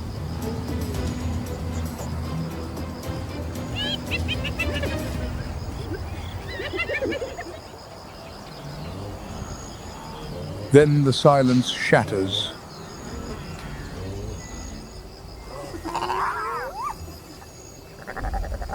A lead hyena rushes forward, forcing the wildebeest to run directly into the path of the waiting ambush.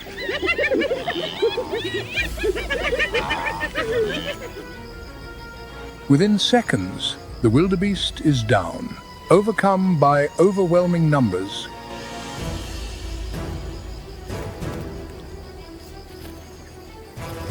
Jaws tear through hide and bone. The feast begins.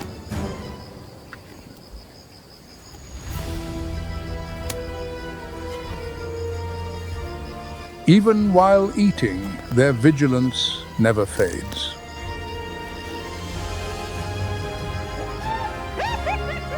Ears pivot constantly. Eyes scan the horizon.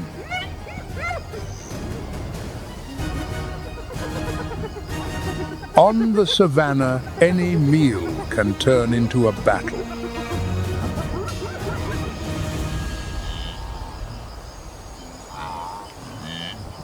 As the dry season yields, the first rains sweep across the cracked earth.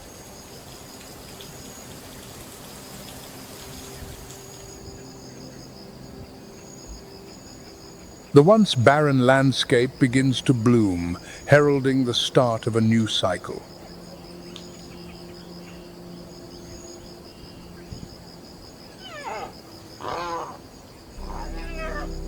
Among the dew-covered bushes, the clan has chosen a high, secluded den.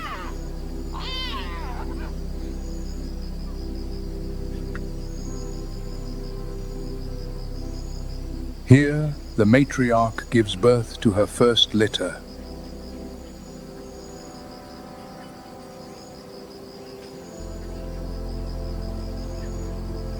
She is no longer a nomad. Now, she is a mother.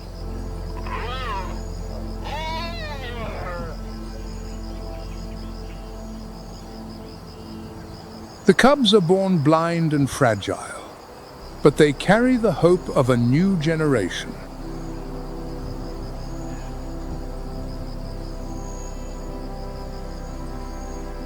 Their dark fur and piercing cries mark a new chapter for the clan.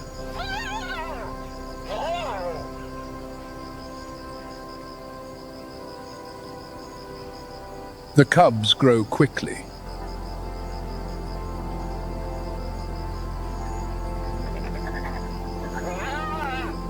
Unsteady legs soon carry them into bold, playful steps, nipping, chasing, wrestling, rehearsing for the battles that await them in adulthood.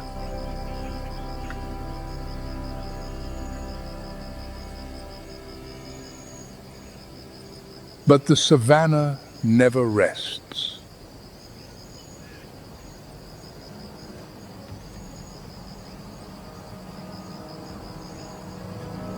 Taking advantage of the clan's dispersal after a hunt, a massive figure looms.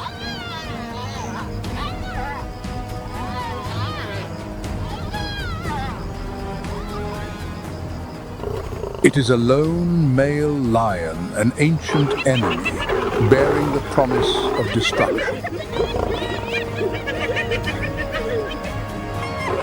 With overwhelming power, it strikes at the heart of the den before the females can rally a defense.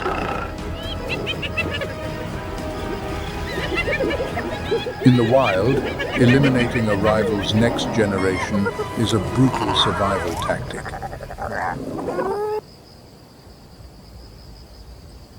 As the evening light fades and the savannah is cast in a coppery glow, the honey badger begins its patrol.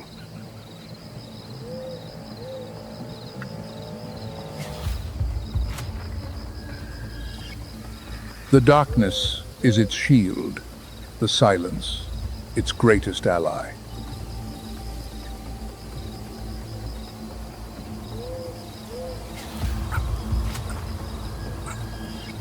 It moves through the bush with a low, determined gait, sniffing, digging, searching.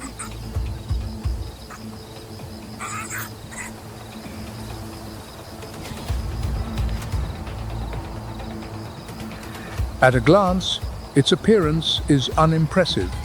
A body barely 3 feet long, weighing between 20 and 35 pounds.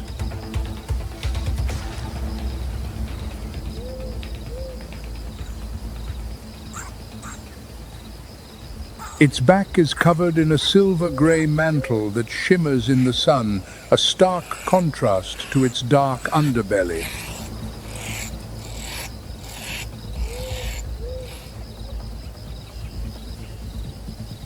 But beneath this modest exterior lies a formidable arsenal, a fighting machine honed by millions of years of evolution.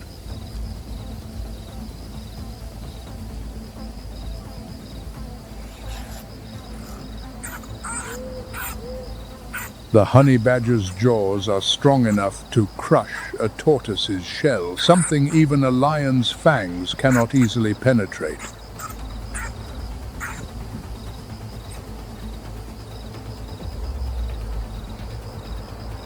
Its claws are curved and sharp, nearly 2 inches long, shaped for a single purpose: to dig, to tear, and to fight.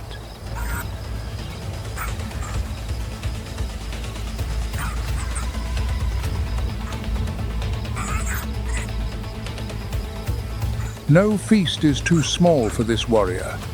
Its hunger never rests.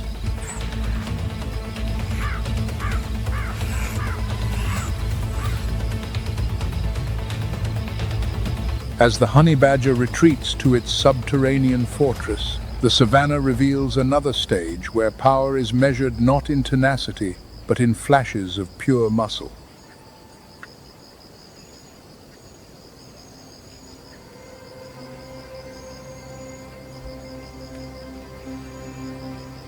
On a high termite mound, a slender silhouette appears in the harsh sunlight.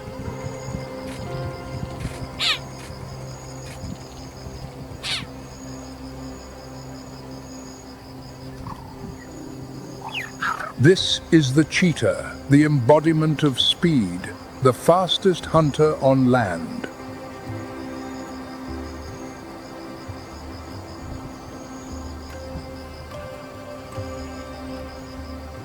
Unlike the brutish form of the hyena or the muscular bulk of the lion, the cheetah possesses the beauty of a perfectly aerodynamic machine.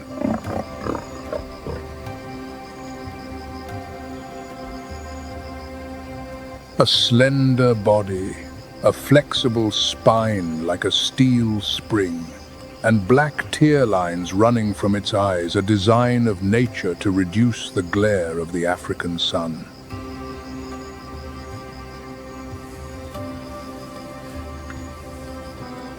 It needs no pack, it needs no protection of numbers.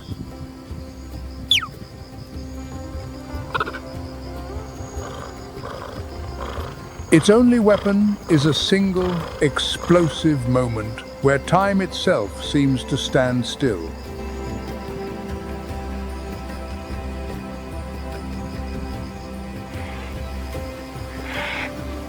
Not far away, a herd of Thompson's gazelles grazes, completely unaware that a death sentence has been signed.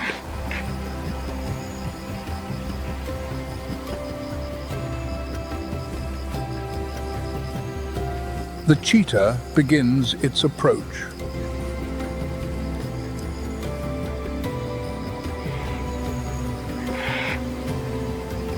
It glides through the grass like a ghost, each footstep so light that not a single dry leaf rustles.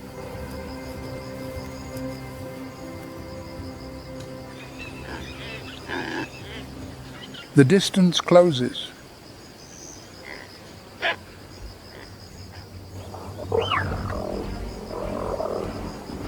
And then the stillness shatters. The cheetah explodes forward.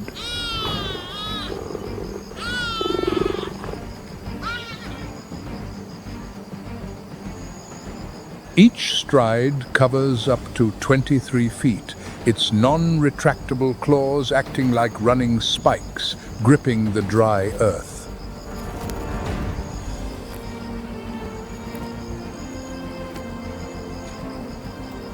It is a display of engineering and absolute precision.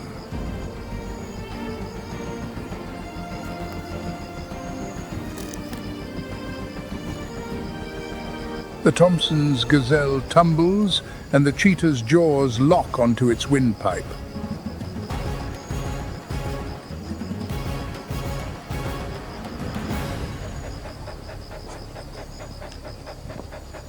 But supreme speed comes at the cost of complete exhaustion.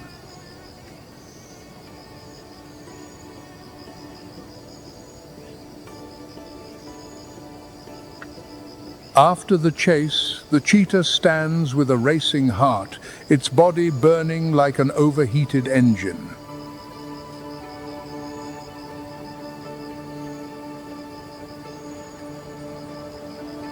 It has no time to celebrate.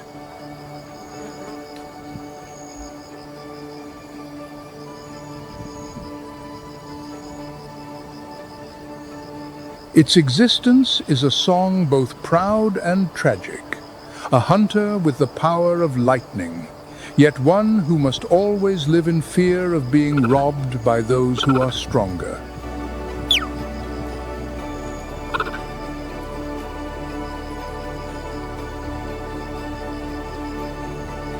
On the savannah, every victory is but a temporary note in a grand symphony.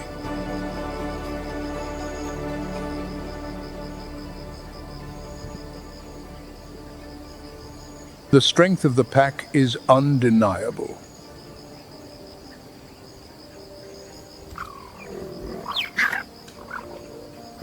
But the savannah still makes room for legends written by a single individual, a small warrior defying all rules with an iron will.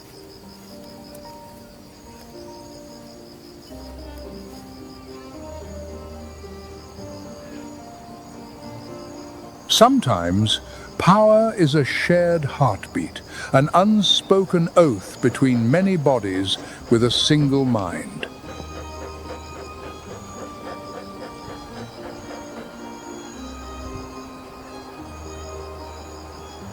That power operates like an algorithm of life, turning coordination into destiny and sacrifice into legacy.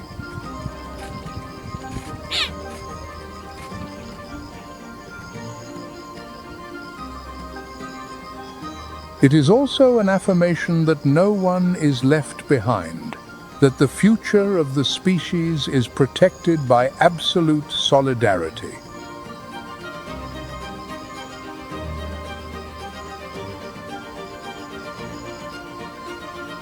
And at other times, power is a solitary flame, a silent roar that refuses to be extinguished amidst overwhelming odds.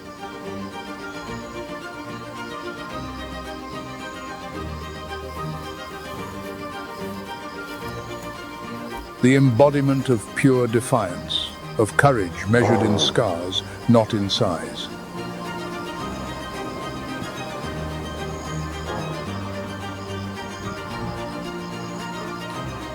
A powerful testament that, even when faced with crushing forces, a resilient will can carve its own path.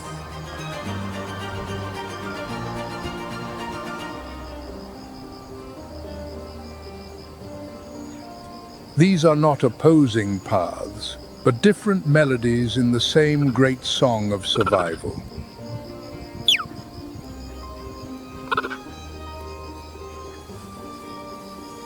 With every dawn, the stage is reset.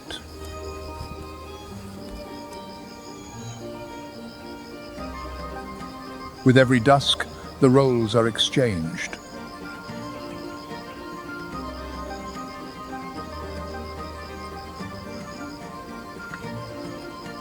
Because here, there is no final victory and no permanent defeat.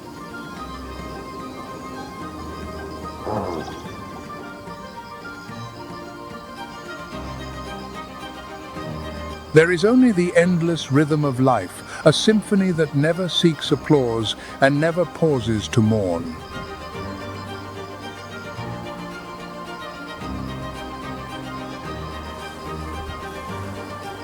It simply continues.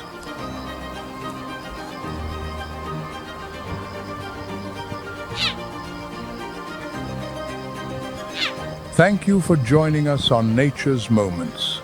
The natural world has countless more stories waiting to be told. We'll see you on our next exploration.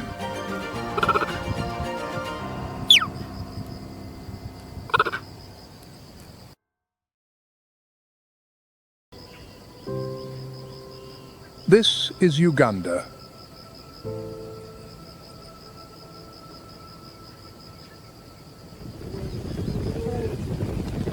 East Africa, a land where mist-shrouded rainforests, sun-drenched savannas, and winding rivers carve through deep valleys.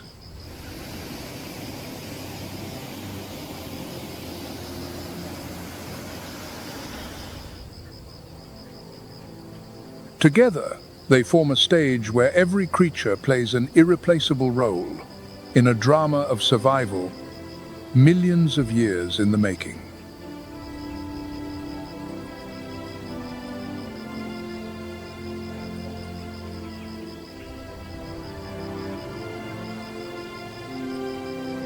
From the misty peaks of the windy, impenetrable forest, where nearly 500 of the world's last mountain gorillas move silently through the canopy, to the vast plains of Queen Elizabeth.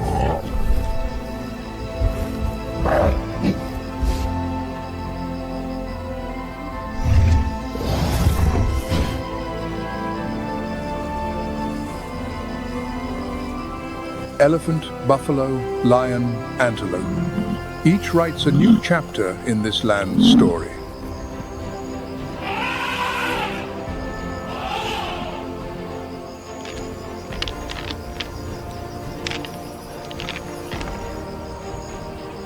Every day, without pause,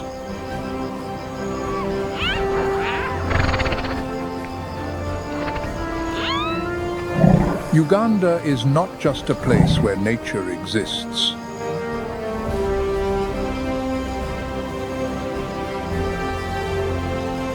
It is a place where nature tells its own story. In every roar, every wing beat, every footprint pressed into the mud.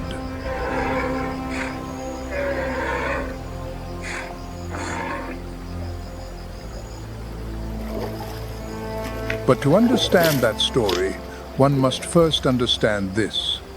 In Uganda, even the peace can be lethal.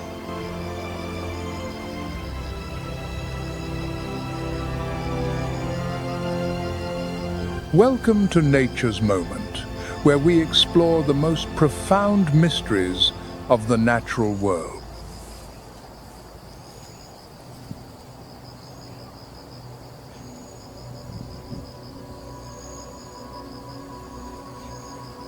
And today's story begins beneath the water, where a silent empire reigns.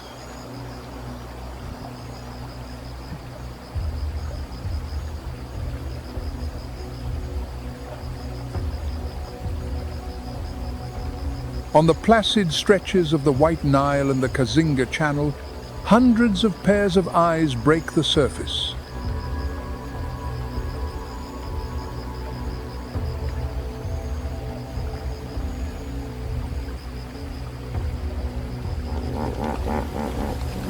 This is the territory of the hippopotamus.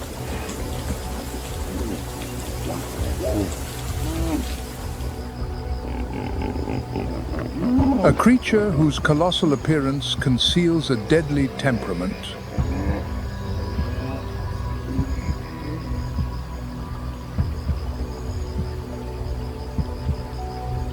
An adult hippo weighs an average of 7,000 pounds, more than a small truck.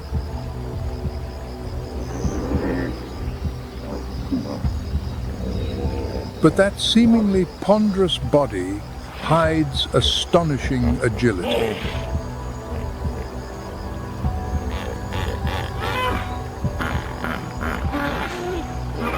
On land, a hippo can reach speeds of 19 miles per hour, faster than any human sprinter on the planet.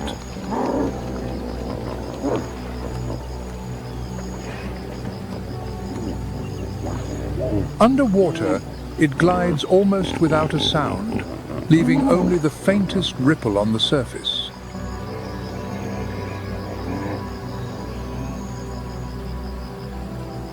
A phantom in the river, easily mistaken for a floating log.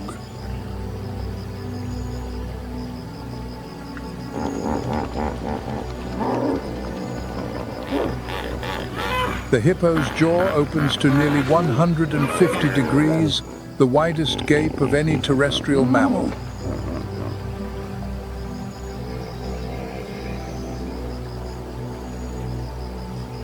Tusks, over a foot long, can tear through hardwood with a single bite.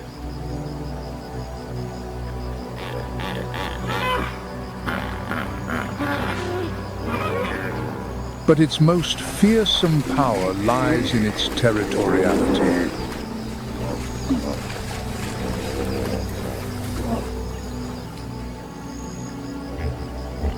Each dominant male claims a stretch of river as his own.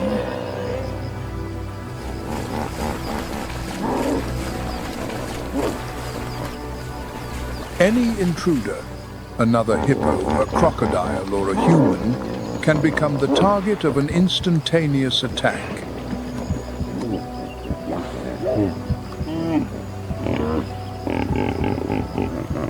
The hippopotamus is responsible for more human fatalities in Africa than any other large animal.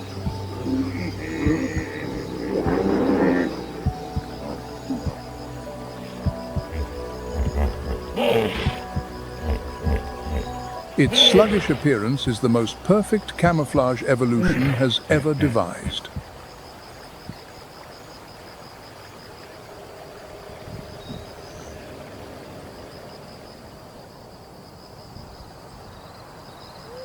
As darkness falls, the hippos leave the river.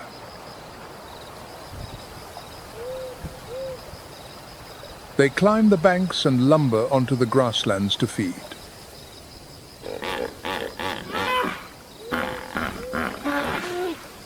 Each night, a single hippo consumes around 90 pounds of fresh grass.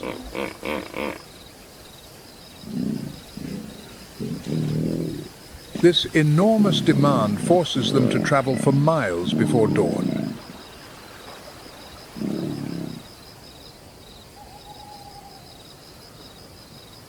Then, as the sun rises, they return to the water, a rhythm that has repeated for millions of years on the rivers of Uganda.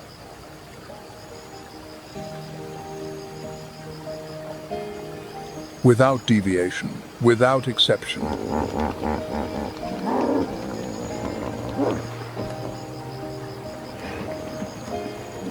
Remarkably, hippos also secrete a viscous red fluid onto their skin, a substance many once mistook for blood sweat.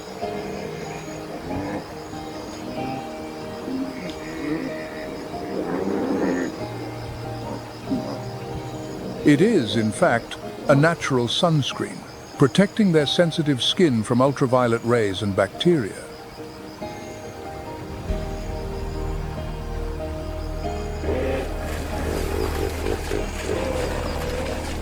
Within hippo society, hierarchies are maintained by constant contests between the males.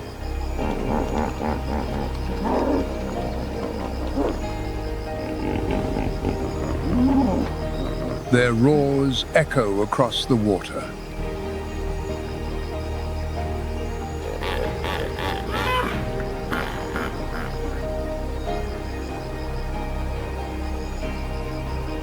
But beneath this aggression lies a sophisticated system of cooperation.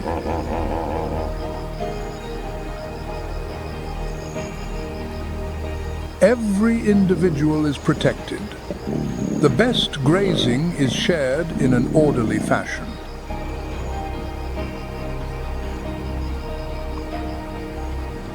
The young are kept at the center of the pod, encircled by adults.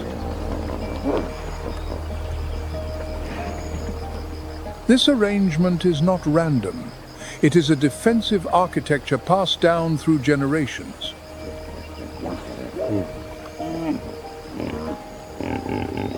The hippopotamus proves that true power lies not just in the jaw.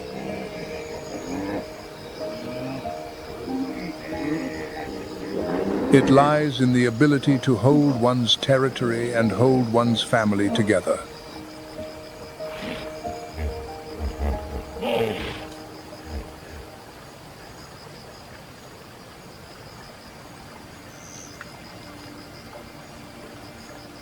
The Nile crocodile is one of the most ancient predators still living on Earth.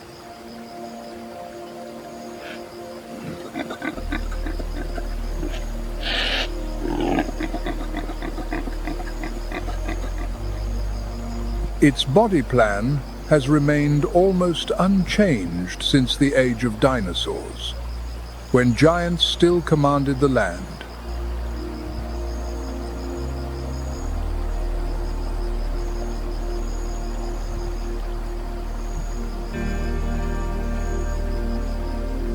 "200 million years, and evolution has yet to find a better design.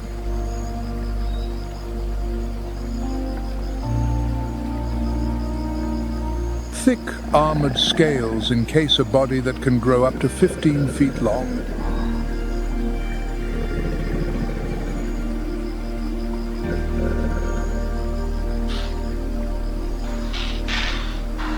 Underwater, it is nearly invisible. To lie still is to disappear.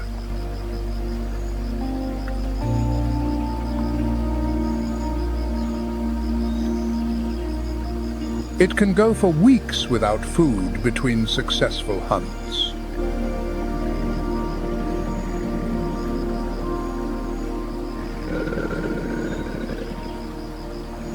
Every calorie is spent at the right moment, for the right purpose. A flawless survival strategy that conserves every drop of energy.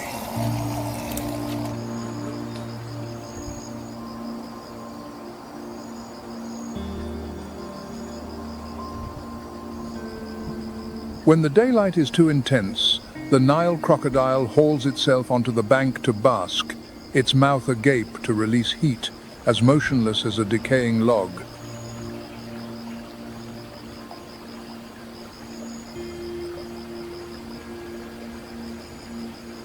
But that stillness is the river's greatest lie.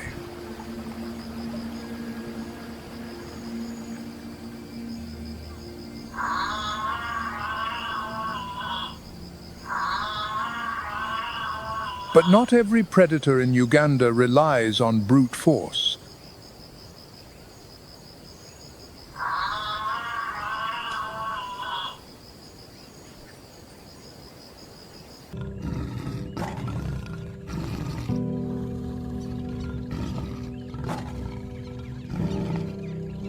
A heavy breath on the nape of the neck, as cold as a sharp blade.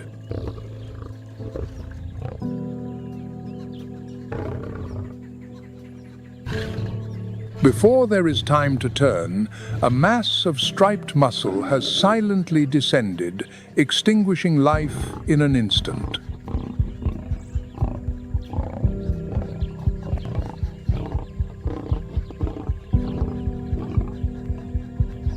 The author of this silent terror is the Bengal taiga.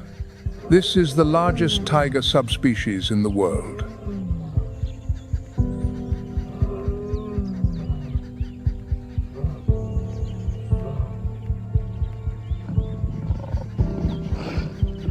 Adult males weigh an average of 440 to 570 pounds and are over 10 feet long. Females are smaller, from 310 to 400 pounds.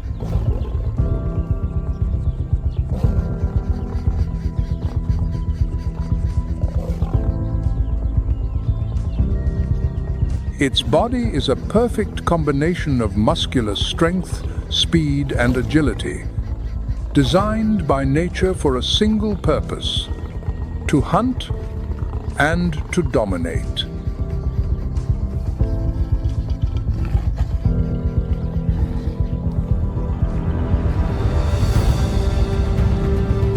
Its orange-yellow coat with black stripes not only gives it a majestic appearance, but is also a formidable biological camouflage.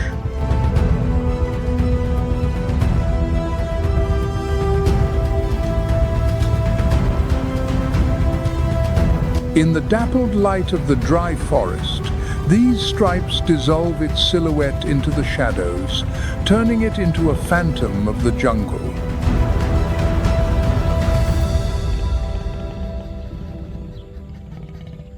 Other cats kill by suffocation.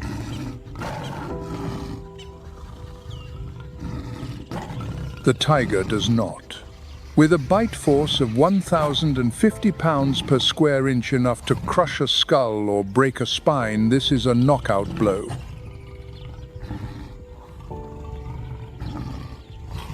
The game is over.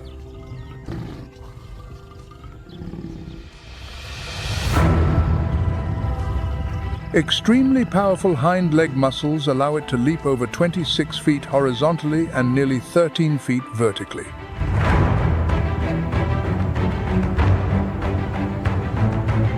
The Bengal tiger's hunting strategy is based on three principles: camouflage, approach, and a fatal finishing blow.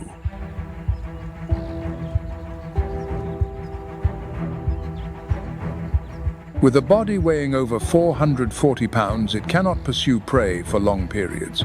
Instead, it leverages its ability to move stealthily. The stalk can last for hours.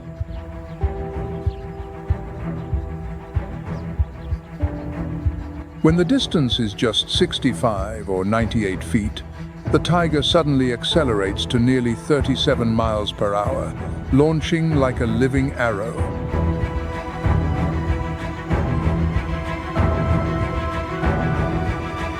The attack is concluded with a full-body pounce. Its 4-inch-long claws dig deep into the prey.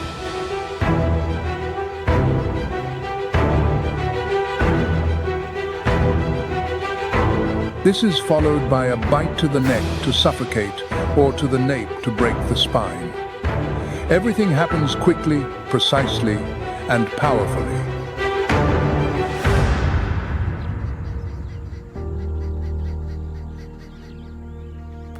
Unlike the leopard, the Bengal tiger demonstrates its absolute dominance. It can take down prey larger than itself, such as a 1,300-pound gaur.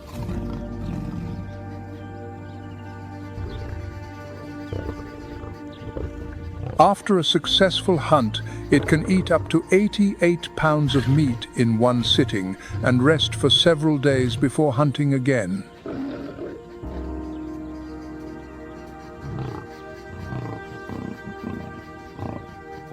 However, its success rate is not high. Studies show that for every 10 attacks, a Bengal tiger is successful only once or twice.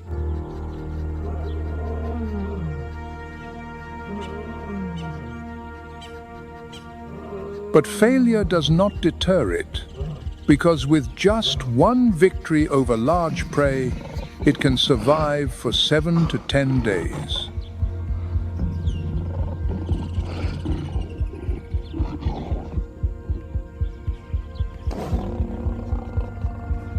During the dry season, when waterholes become gathering points for many species, the taiga can stealthily approach through the water and attack from the most unexpected angle.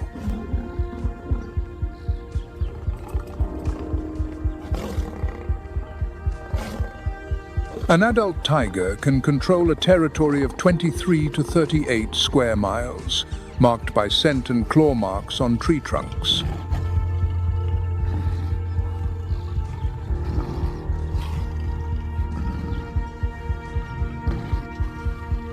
In the ecological chain, the Bengal tiger occupies the absolute apex.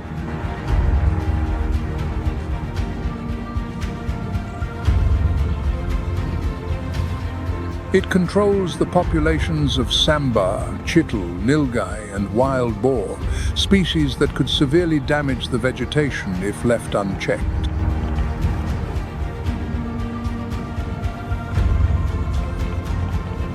Even the scraps from its feast feed scavengers like jackals, vultures, and hundreds of insect species.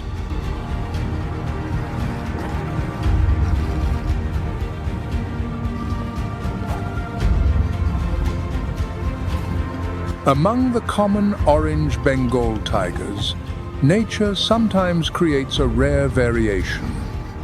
The white Bengal tiger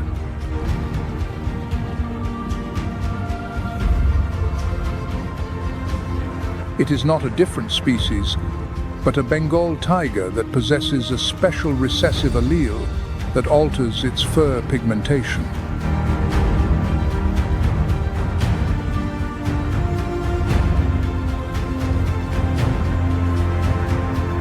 Instead of the usual orange coat, the suppression of the pheomelanin pigment results in a creamy white coat with black or gray stripes.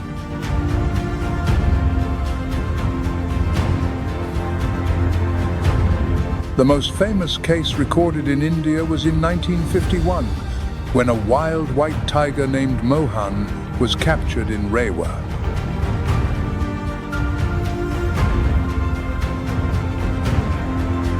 He became the ancestor of most of the white Bengal tigers in captivity today.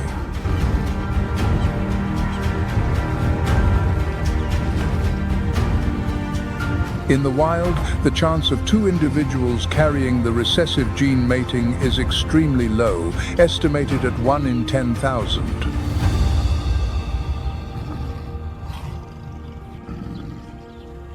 Therefore, most white tigers today are the result of controlled inbreeding. This is a practice that causes much controversy.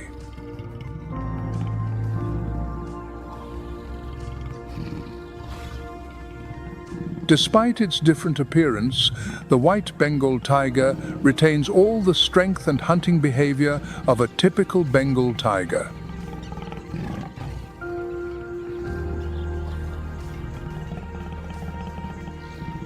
The white Bengal tiger is so rare that only 1 in 10,000 tigers is born with a white coat due to a recessive gene. But in the wild, their color makes them conspicuous, so they hide better in zoos.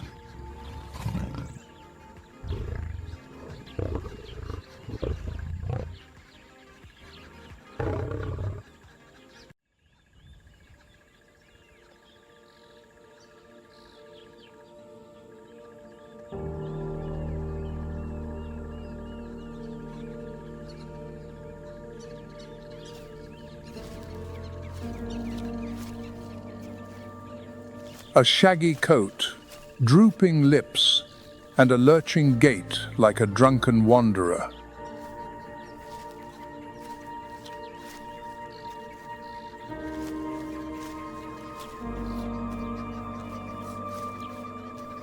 It may seem clumsy at first glance, but when necessary, it can take down a tiger with an uncontrolled attack.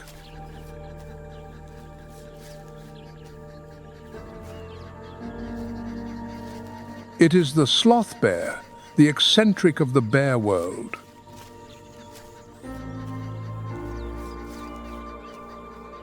An adult sloth bear is, on average, 5 feet long and weighs between 175 and 330 pounds.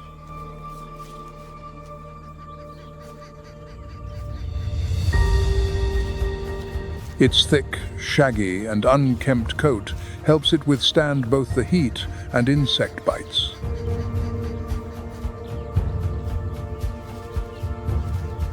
The sloth bear is an eccentric.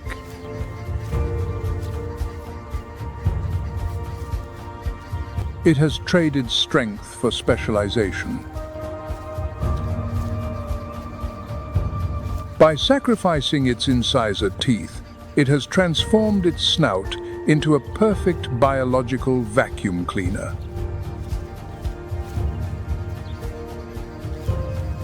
With a single powerful inhalation, it can suck up thousands of termites.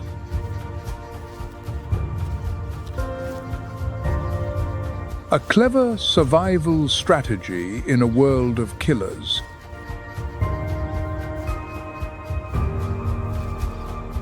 Thanks to this, with just one powerful inhalation, the sloth bear can suck up thousands of termites and ants in seconds.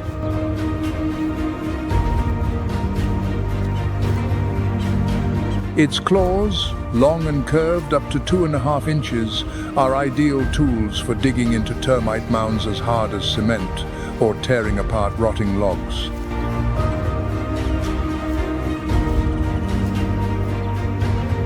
The sloth bear's diet shows clear specialization.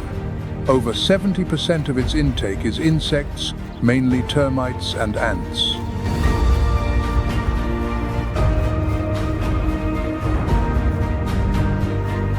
Thanks to this flexibility, it can survive steadily through the dry months, when vegetation withers and many other species must migrate in search of food.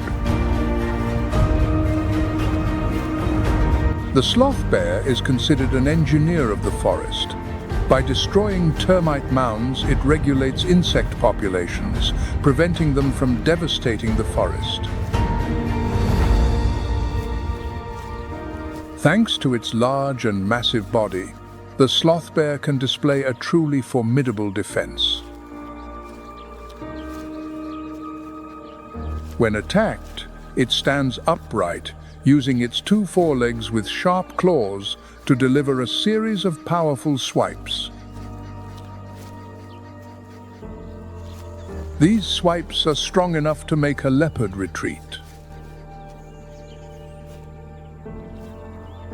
There are even many records of Bengal tigers abandoning an attack when faced with a fierce adult sloth bear.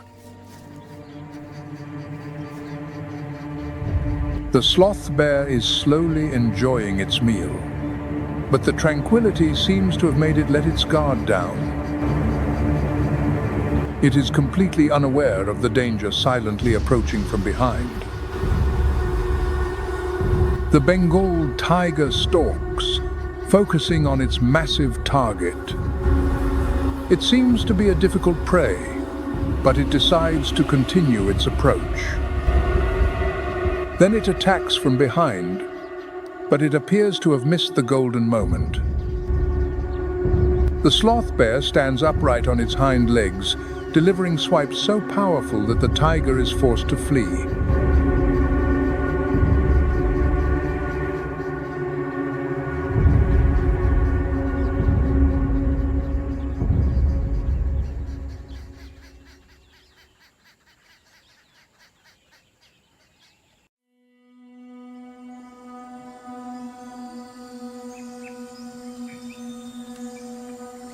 In the arid western region of India, the Kathiawar dry deciduous forests stretch over an area of about 10,000 square miles.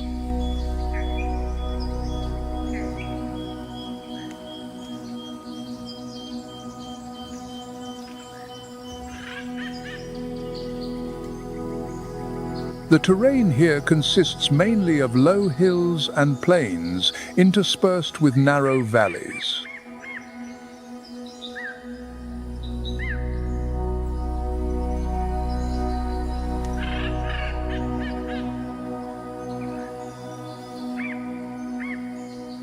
And when the dry season arrives, the Butea monosperma trees, also known as the flame of the forest, burst into bloom, dyeing the entire forest a brilliant red.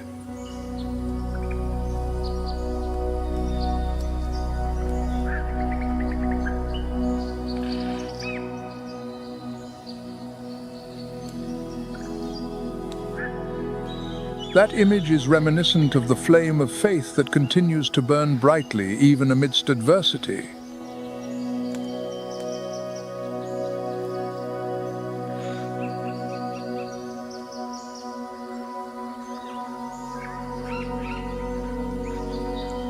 This place has recorded over 80 mammal species. It is the legendary home of the Asiatic lion.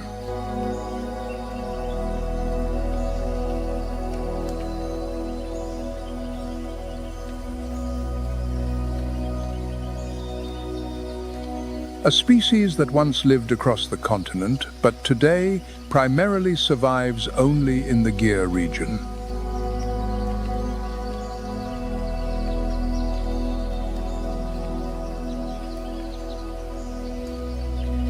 If the world of mammals brings power and drama, the world of birds in Kathiawar Gir is a multicolored symphony.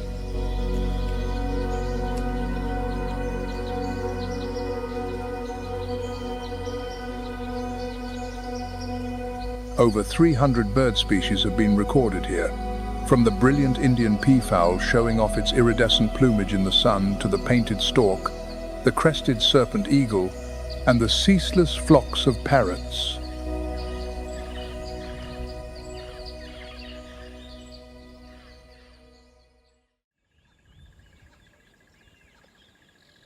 A reddish-brown figure emerges from the undergrowth, then another appears. It is not until a sharp whistle pierces the air that you realize.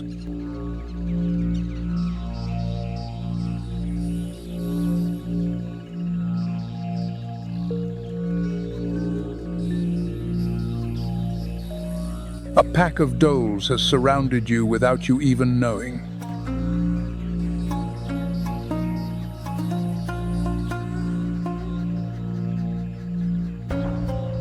An adult toll weighs between 26 and 44 pounds, with a body length of about 3 feet.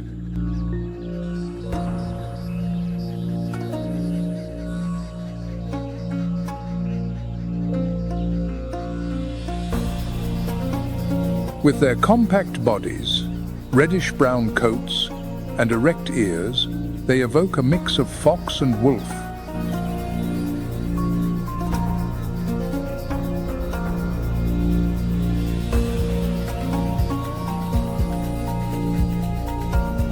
However, the dhole's true strength lies not in its physical prowess, but in its pack life and unique hunting strategy.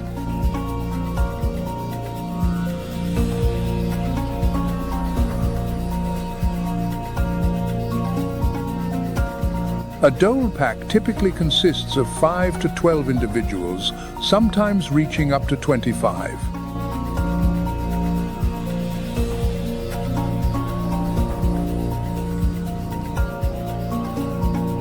They have a cohesive social structure based on communication through a variety of sounds.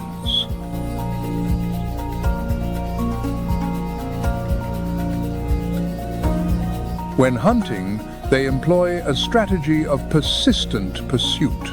The pack forms a line, sticking close to the prey and taking turns to attack, gradually wearing it down.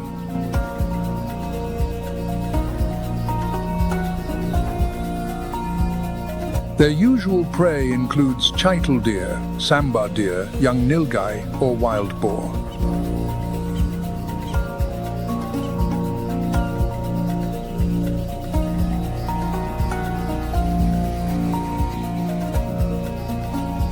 Thanks to their precise coordination, even prey many times their size cannot escape their encirclement.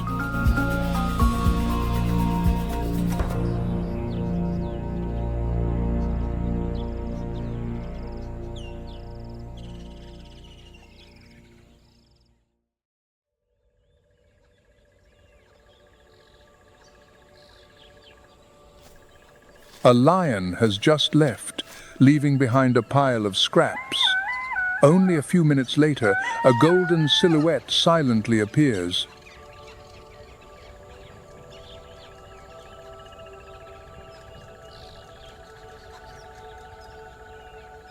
It glides through the vegetation and quickly snatches what is left of the feast. It is the familiar lifestyle of the golden jackal.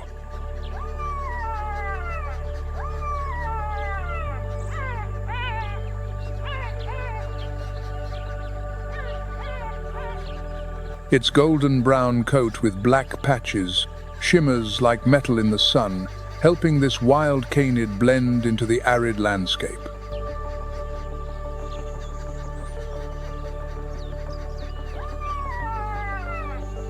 Erect ears, bright and alert eyes, and a pointed muzzle. Its biological senses are always ready to hunt or detect danger.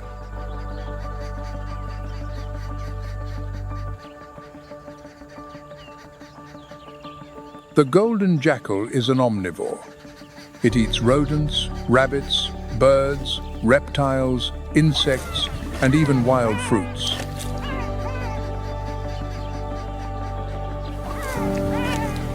In particular, it acts as a scavenger, taking advantage of what lions or leopards leave behind.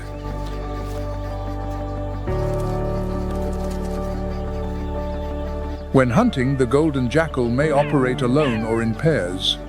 It uses a moderate speed of about 25 miles per hour, combined with endurance, to pursue small prey.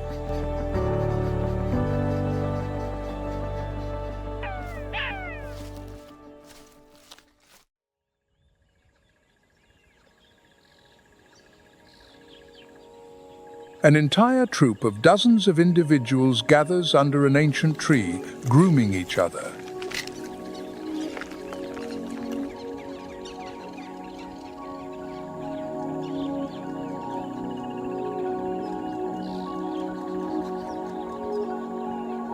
Their hoarse calls, mixed with leaps of nearly 33 feet, create a vibrant rhythm of life in the sparse forests of India.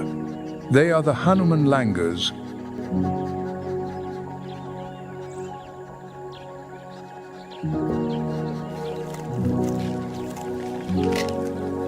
The Hanuman langur is one of the most common primates on the Indian subcontinent.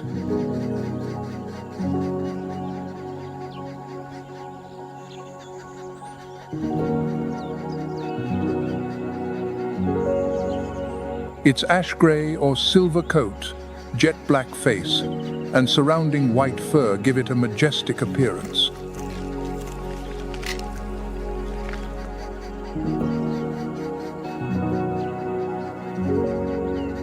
With their long tails and light bodies, they are excellent climbers, capable of leaping 13 to 16 feet between branches.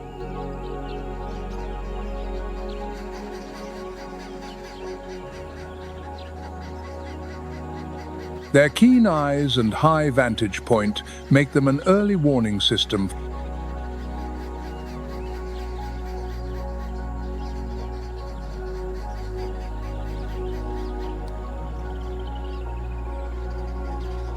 When they spot an Asiatic lion or a leopard, they emit shrill alarm calls that spread quickly through the troop.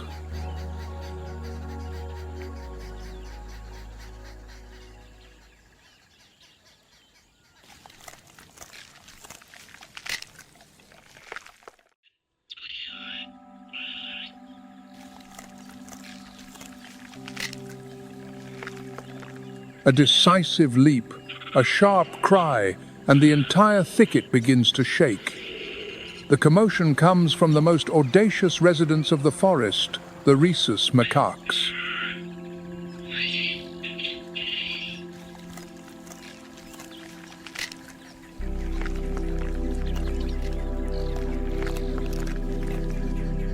In terms of social structure, rhesus macaques live in large groups of 20 to 60 individuals with a strict hierarchy.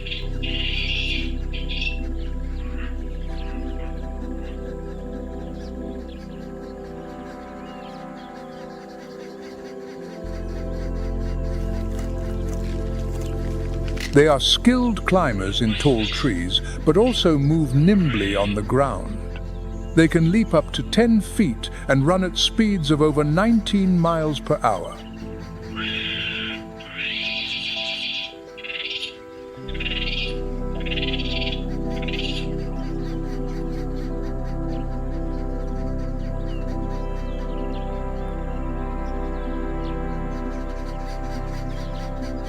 Rhesus macaques are omnivores and can eat almost anything they find.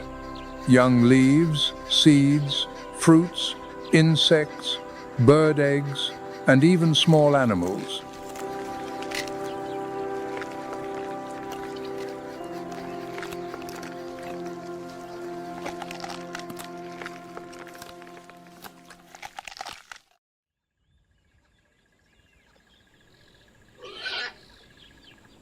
An arc of emerald and sapphire unfolds, with hundreds of shimmering eyes under the sunset.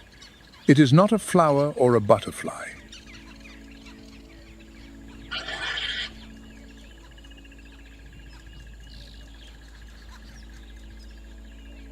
It is the mesmerizing display of the Indian peafowl.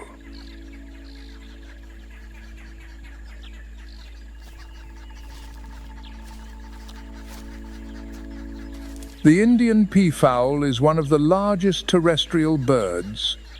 An adult male is 6.5 to 7.5 feet long, of which more than 60% is the length of its train.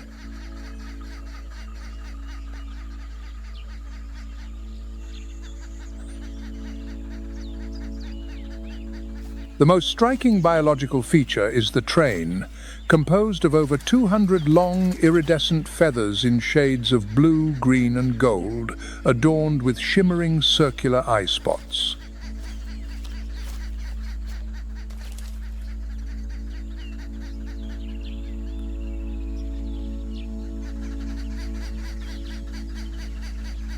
The average weight of a male is from 9 to 13 pounds, while the female is smaller, weighing 6 to 9 pounds, with a more discreet greyish-brown plumage, ideal for camouflage.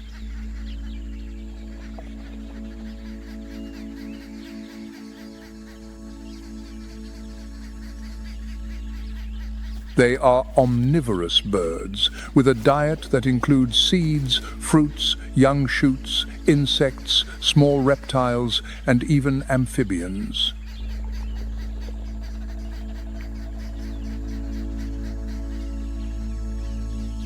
The Indian peafowl possesses extremely sharp hearing and vision. It can detect predators from a distance and emit a loud call to alert the entire forest.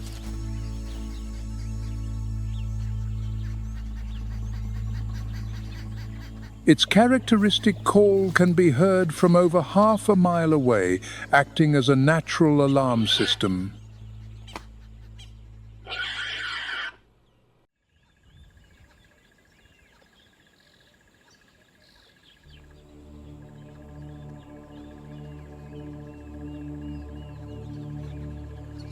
In central India, along a sacred river, lies a dry forest known as the Narmada Valley Dry Deciduous Forests.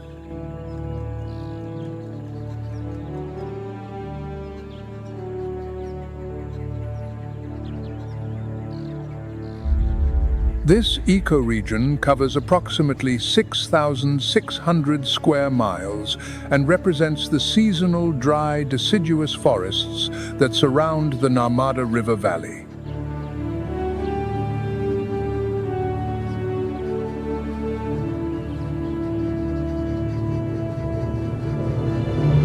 This river has created an ecological corridor that for millennia has nurtured both humanity and nature.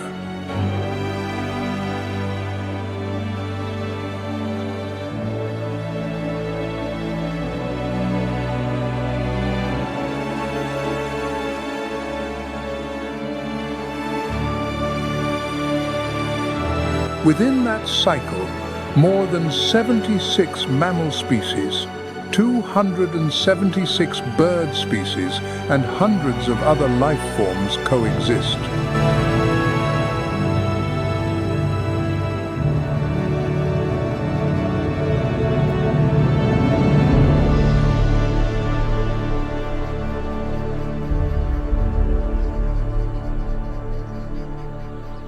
In particular, this forest is a crucial habitat for two critically endangered bird species, the lesser florican and the great Indian bustard.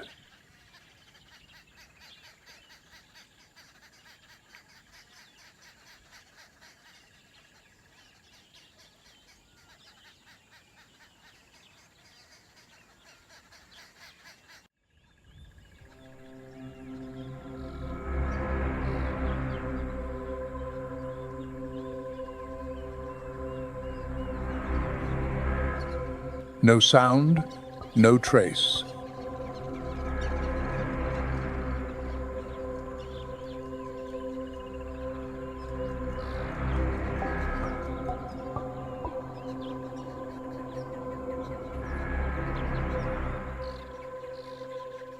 A wrong step in the grass, a small bite, but just a few minutes later, the blood coagulates, the nervous system is paralyzed.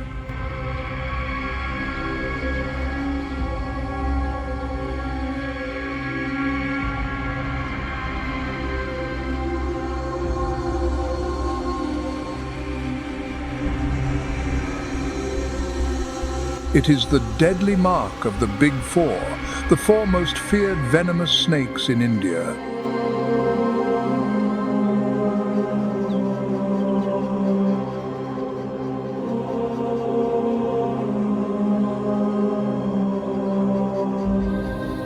The most prominent is the Indian cobra, with its expandable hood, often bearing a pattern resembling a pair of spectacles.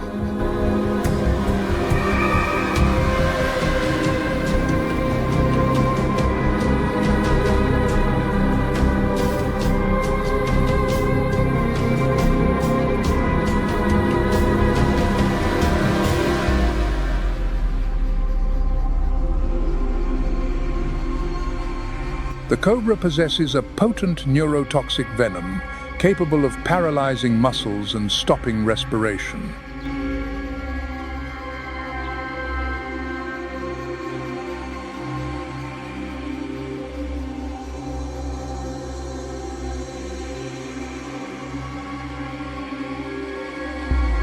It primarily hunts frogs, mice, lizards, and small birds, thanks to its keen sense of smell and a strike speed of mere milliseconds.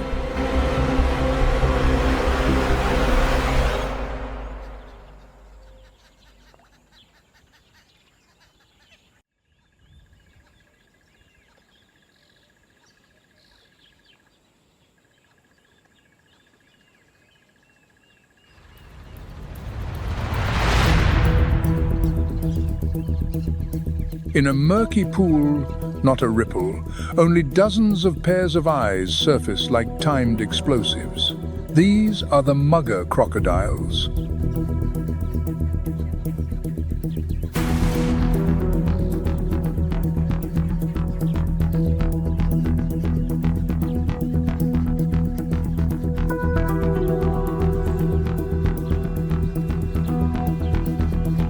The mugger crocodile is a species endemic to the Indian subcontinent, with a body length of 10 to 13 feet.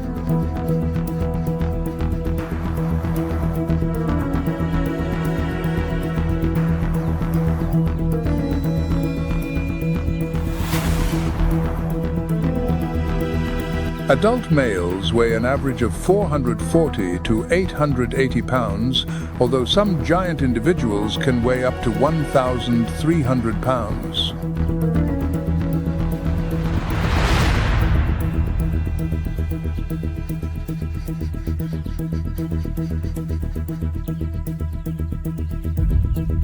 Its skin is thick, covered in rows of hard, armor-like bony scales, combined with a broad snout and a jaw containing up to 40 long, sharp teeth.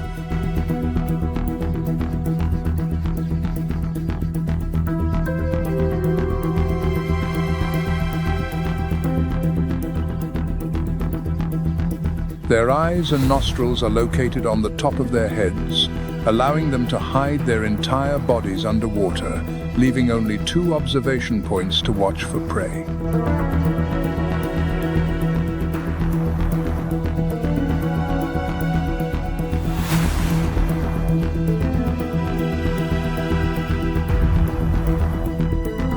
They are typical ambush predators. They lie motionless for hours in the mud or on the banks, camouflaged as a rotting log.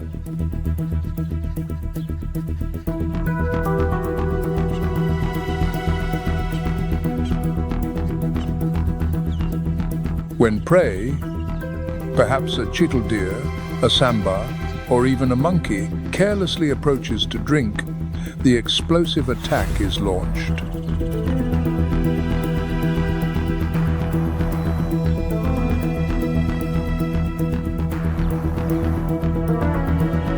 With a bite force exceeding 2,000 psi, the mugger clamps down, dragging the prey into the water and performing the death roll.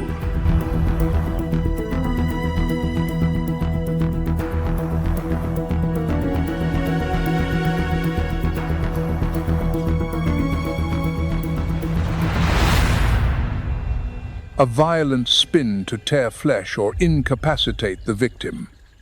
Everything happens in seconds, and then the lake's surface returns to a deadly calm.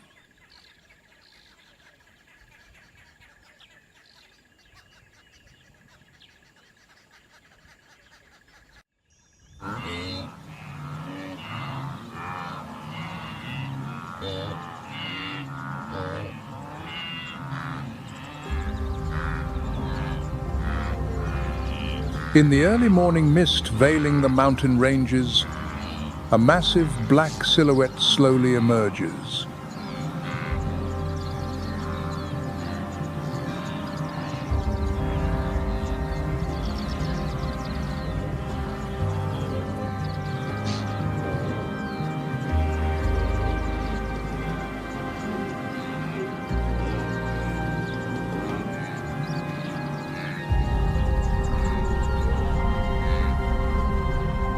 A pair of curved horns, like two silver sickles, stands out against the light. It is the gaur, the largest wild bovine in the world.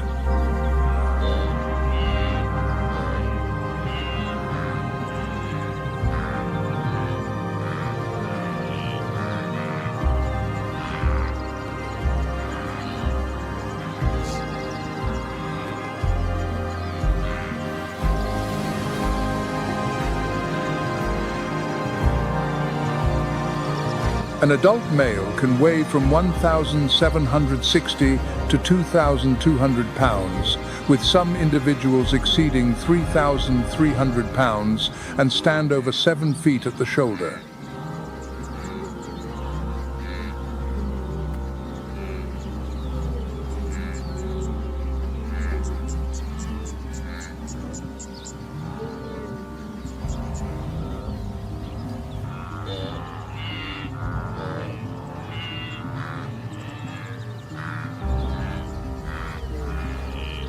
A massive body, broad chest, ridged back, and curved, pointed horns 33 to 39 inches long make them look like living fortresses.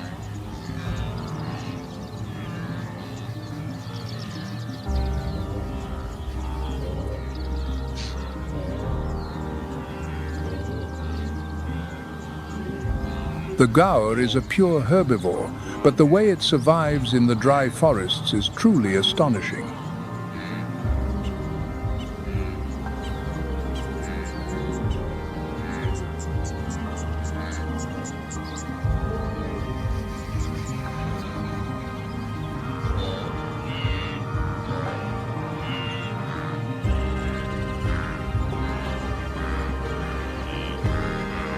Each individual can consume from 66 to 88 pounds of food per day.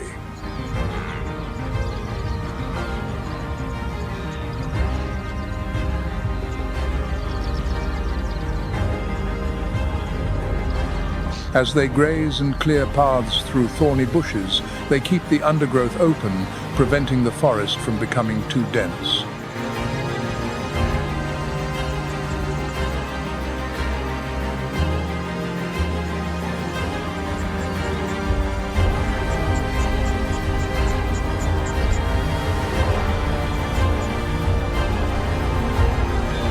Their dung, rich in organic matter, nourishes the soil and disperses seeds, contributing to the regeneration of the forest.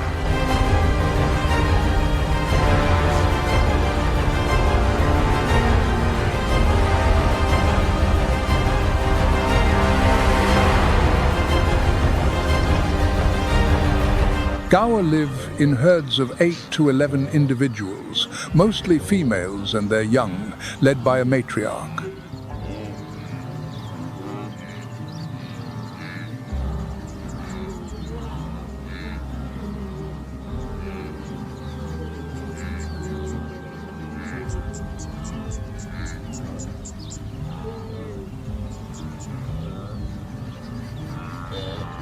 Adult males usually live separately, only joining the herd during the mating season.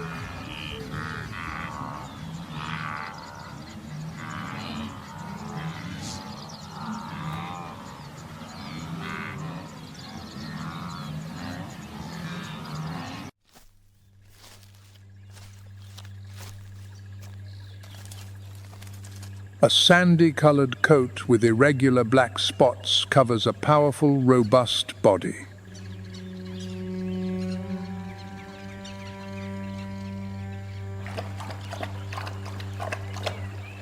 It is the spotted hyena, a master of social predation.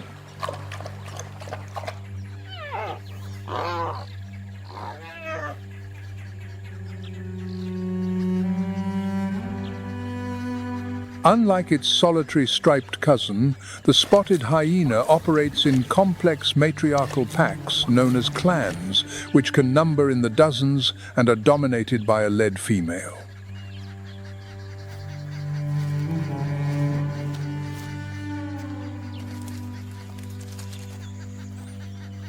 Their strength lies not in the individual, but in the collective.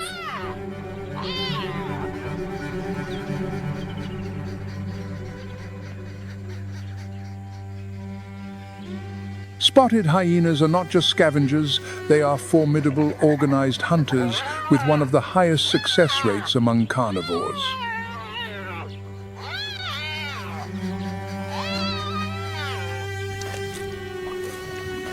The entire clan pursues prey over long distances, using their superior stamina to exhaust even large animals like sambar deer or nilgai.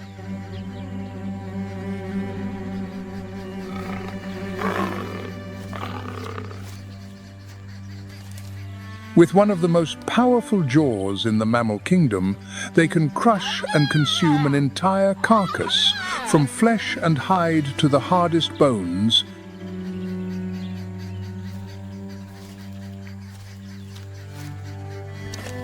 This ability makes them formidable competitors. Their presence would create fierce competition with leopards and even Bengal tigers, vying for control of large prey and completely reshaping the food chain of the dry forest.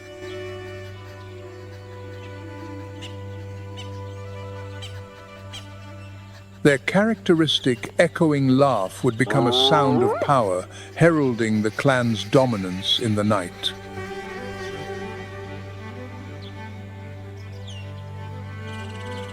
Spotted hyenas play a crucial role in the ecosystem by preventing the spread of disease through the consumption of decaying carcasses.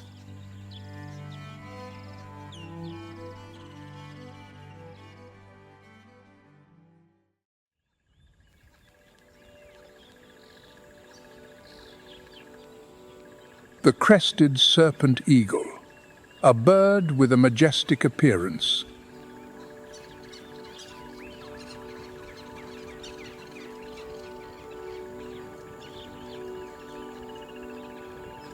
Its head is adorned with erect feathers that look like a crown, and its sharp golden eyes pierce with a deadly gaze.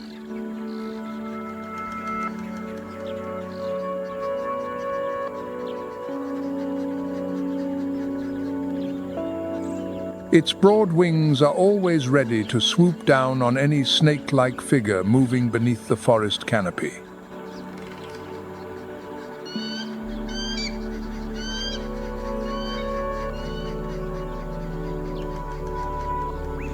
The name crested serpent eagle is no accident. Its hunting strategy is primarily based on ambushing snakes and other reptiles.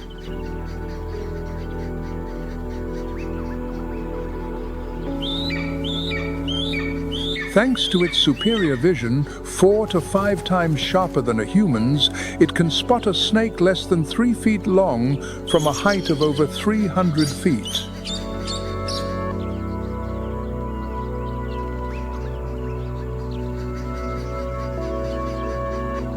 Once a target is identified, the eagle dives at a precise and rapid angle, using its sharp talons up to 2 inches long to grip the prey's body.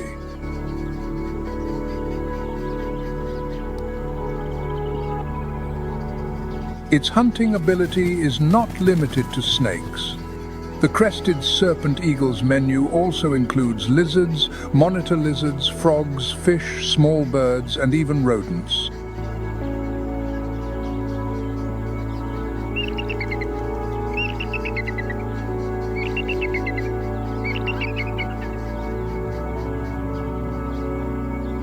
The crested serpent eagle acts as an ecological regulator in the middle and lower layers of the forest, controlling the populations of snakes and other small vertebrates.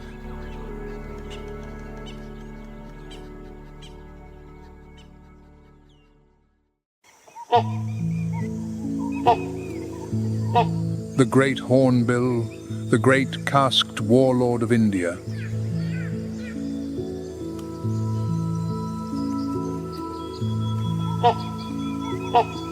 The most striking feature of this species is its enormous, downward curving yellow bill, topped by a hollow structure called a casque, which rises like a prominent helmet.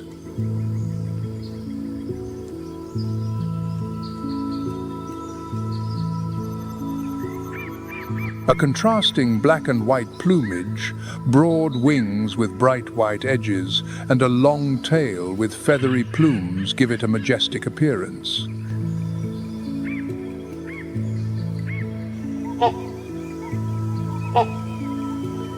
The sound of a great hornbill's wing beats can be heard from hundreds of yards away.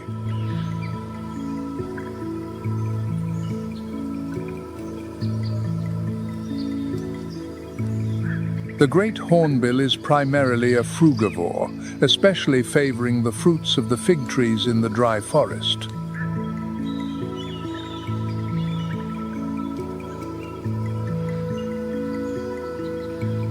An adult can consume up to 150 fruits a day, swallowing them whole and later regurgitating the seeds elsewhere.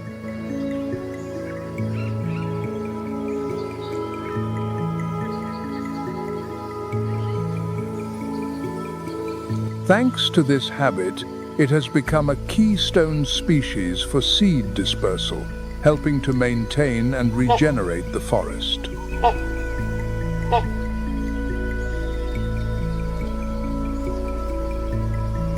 However, it is also an opportunistic omnivore. When fruits are scarce, it hunts lizards, small birds, or insects to supplement its nutrition.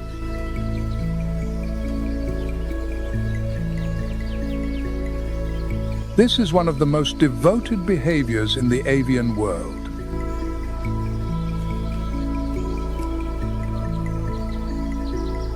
The female seals herself inside a tree cavity, using mud and droppings to block the entrance, leaving only a tiny slit.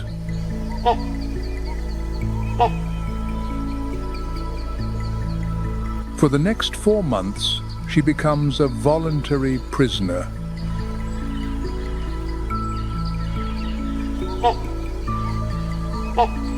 Her life, and that of her chick, depends entirely on the loyalty of the male on the outside.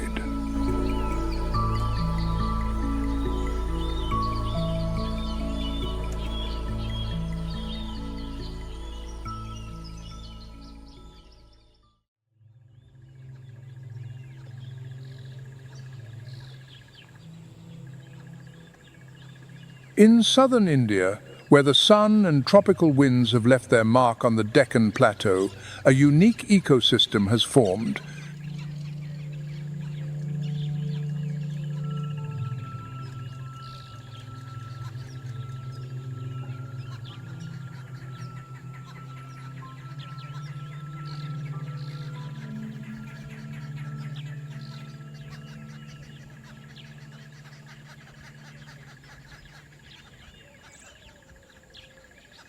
These are the South Deccan Plateau dry, deciduous forests, stretching across the states of Andhra Pradesh, Telangana, Karnataka, and Tamil Nadu, covering an area of about 31,600 square miles.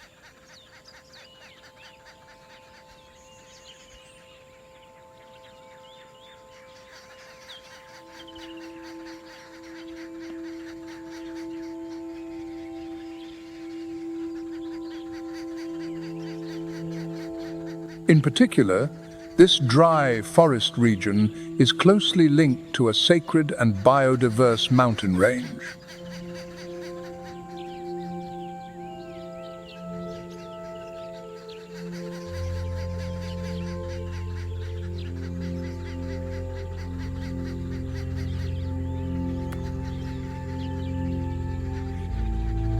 The Biligiri-Ranga Hills Nilgiri Eastern Ghats range covers an area of about 4,600 square miles.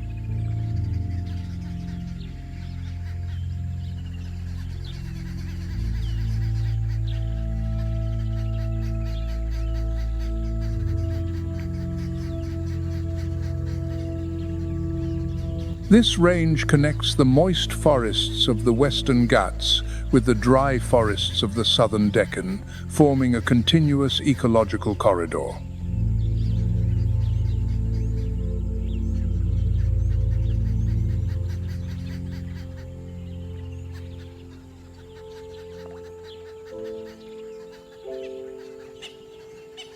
Thanks to this connection, it provides a safe haven for approximately 6,300 elephants, based on 2025 estimates, with India's total population around 22,446, making the region one of the largest elephant concentrations in all of Asia.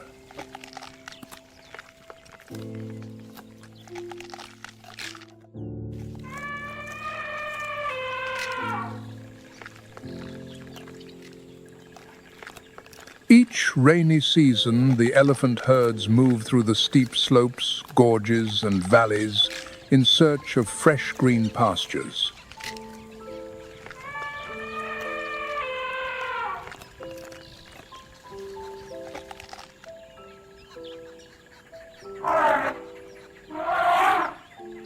During the dry season, they return to the rivers that still hold water to sustain themselves.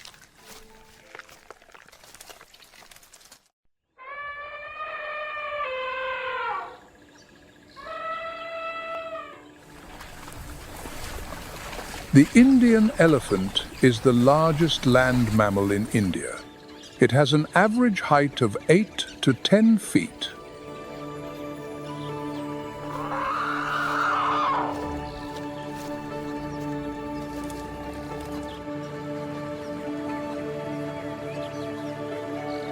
Its weight ranges from 6,600 to 11,000 pounds, and it can live up to 60 to 70 years in the wild.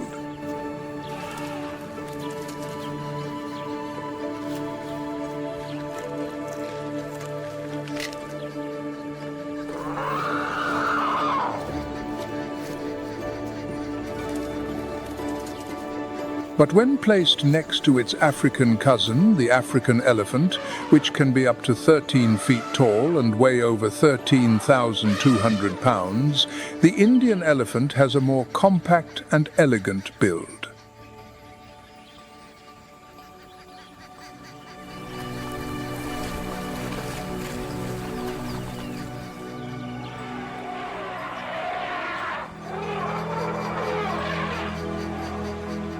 The difference is not just in size. The ears of the African elephant are as large as giant fans, helping to dissipate heat in the savanna's warmth.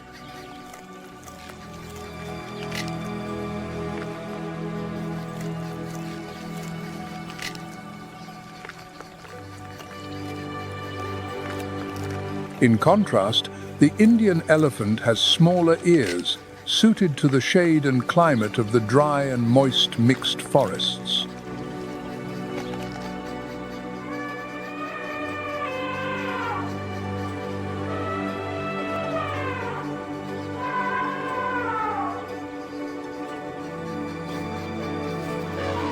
In African elephants, both males and females have tusks, but in Indian elephants, only the males have tusks, which can be over 5 feet long.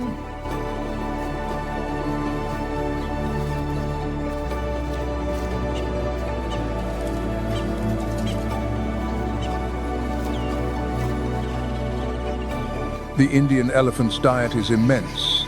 Each individual consumes from 330 to 440 pounds of vegetation per day and drinks 26 to 40 gallons of water.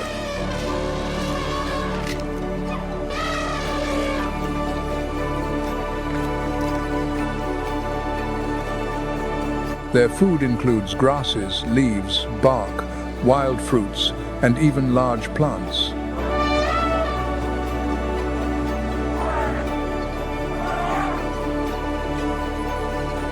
Elephants don't just live in the forest.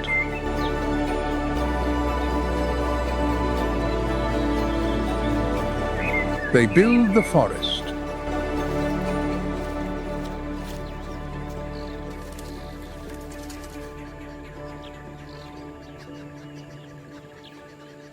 By eating 440 pounds of vegetation a day, they create clearings, allowing sunlight to reach the forest floor, promoting the growth of new saplings.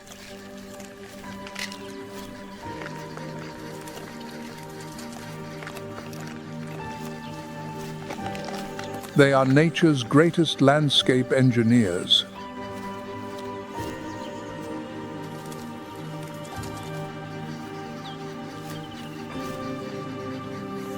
They live in matriarchal herds, led by an adult female, known as the matriarch.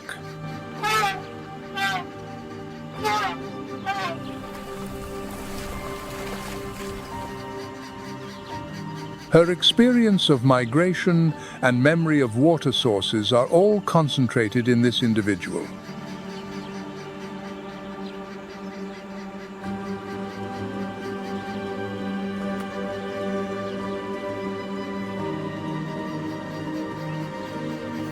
This solidarity allows the herd to protect each other from predators like the Bengal tiger, especially in protecting the young.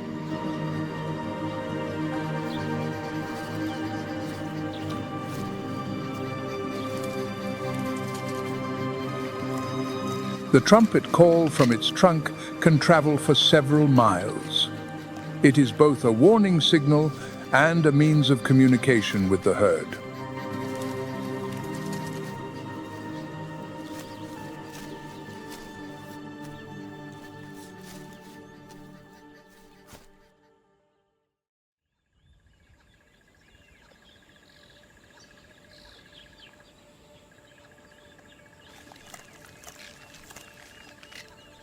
Snorts and the sound of digging echo through the forest edge. Mud covers a muscular body, but a pair of curved, sharp tusks gleam under the sunset.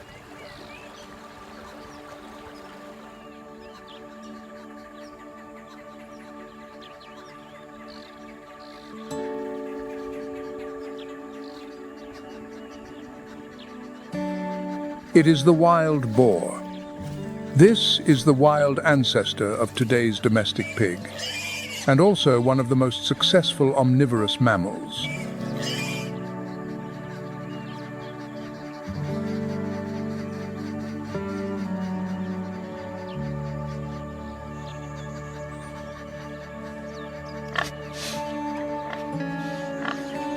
Wild boars in India are typically 3 to 5 feet long and weigh from 110 to 265 pounds, with some adult males reaching up to 330 pounds.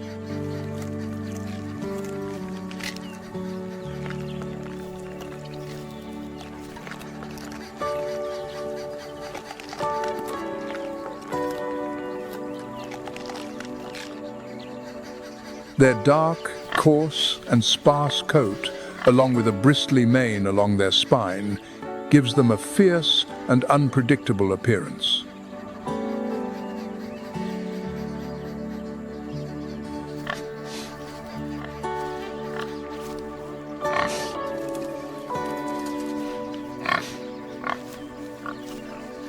The most prominent feature is the pair of upward curving tusks, 6 to 12 inches long, sharp and strong, capable of piercing a predator's thick hide.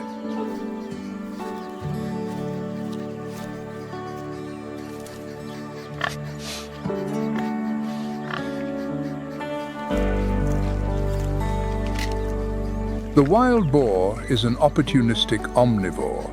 It eats roots, tubers, wild fruits, fungi, insects, bird eggs, small reptiles, rodents, and even carrion.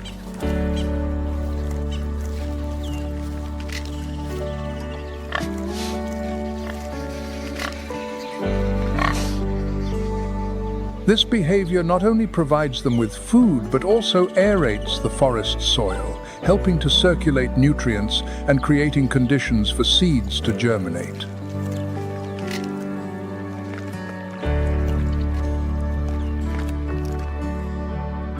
When facing predators like leopards, does, or Bengal tigers, they do not flee immediately, but form a defensive circle.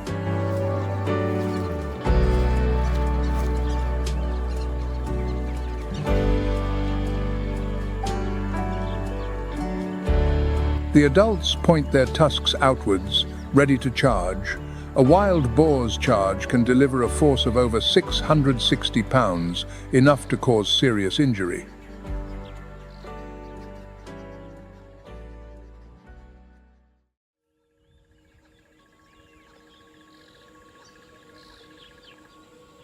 Long, rugged antlers like dry branches reach for the sky, crowning a muscular body more massive than most other deer.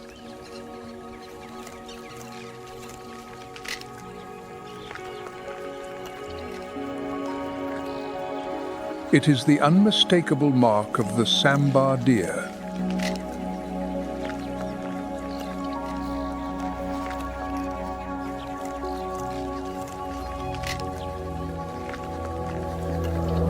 Males can stand up to 5 feet at the shoulder and weigh from 550 to 660 pounds, in some cases exceeding 770 pounds.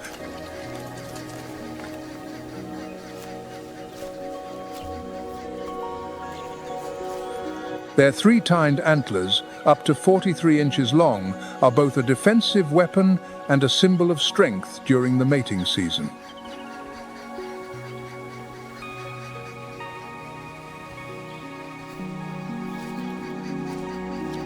The sambar is a versatile herbivore with a varied diet that includes grasses, young leaves, fallen fruits, seeds, and even tree bark.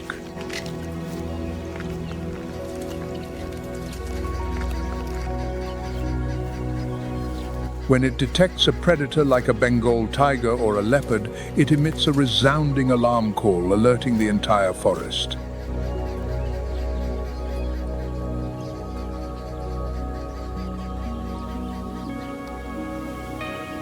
Then, it usually flees into dense vegetation.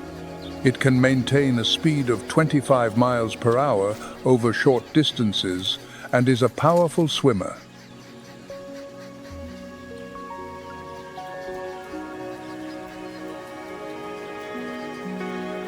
The sambar is one of the most important prey species for large predators.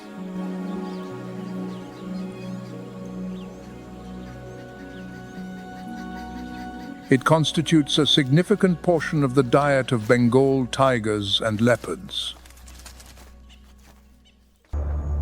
Under the fierce African midday sun, life itself seems to pause.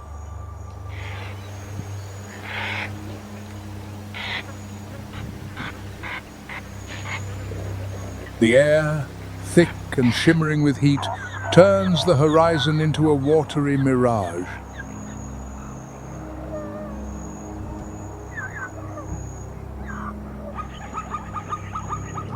The sun, a dominant orb of fire, scorches the earth, compelling most creatures to seek sanctuary.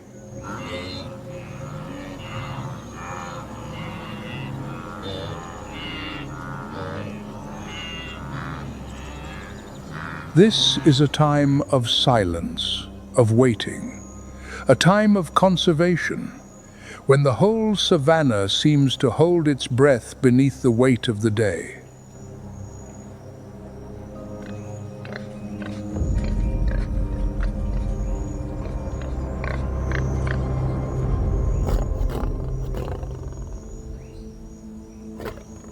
A pride of lions is at rest.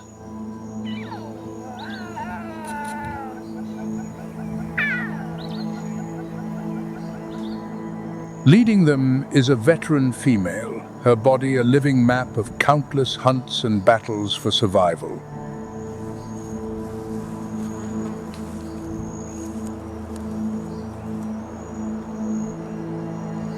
Each scar etched upon her weathered face tells a story of courage and of loss.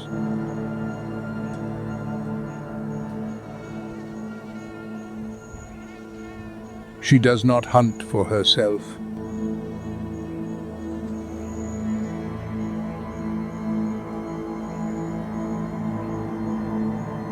Behind her, sheltered by the dense thicket, lies the next generation.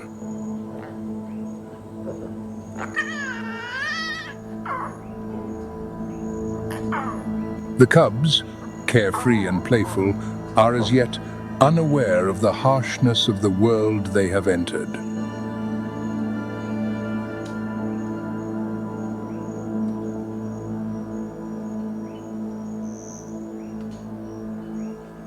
Their very existence depends entirely on their mother's skill, her experience, and her eventual success.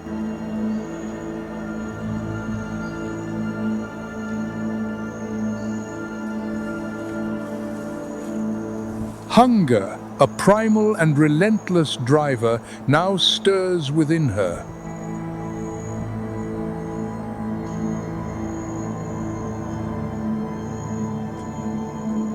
The pride has not had a significant meal in nearly 3 days.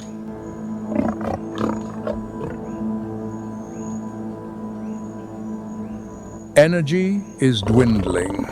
The pressure is mounting.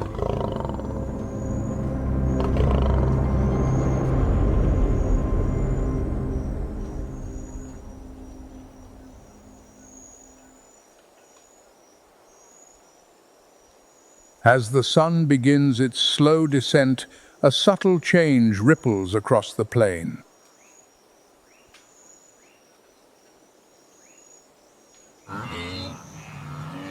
The searing heat yields to a gentle, cooling breeze.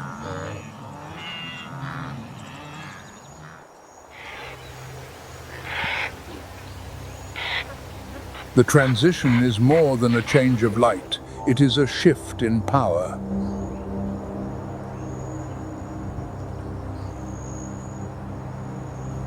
The stage is being set for the drama of dusk.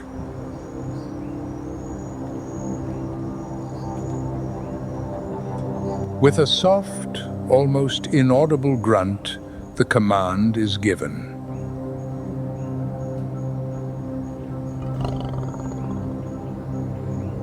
The other members, younger and stronger, understand instantly.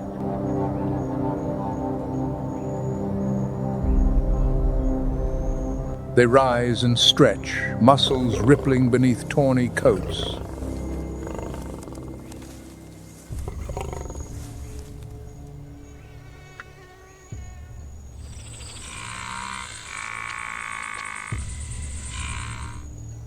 The hunt has begun.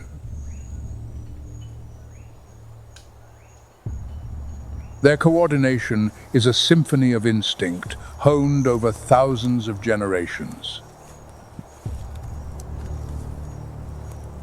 Not a sound is uttered, yet each individual knows its precise role.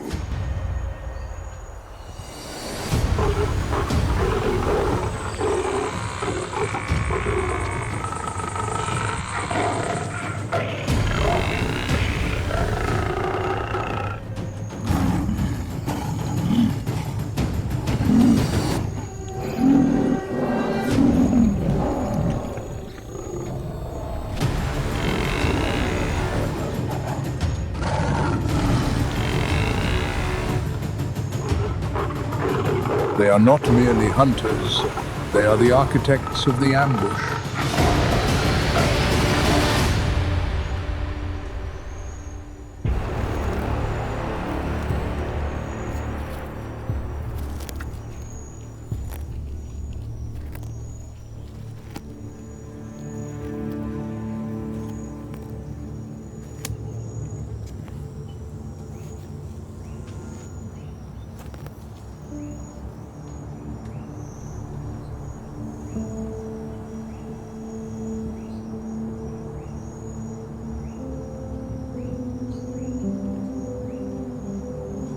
A herd of plain zebra, their striped coats, one of nature's most curious displays of camouflage.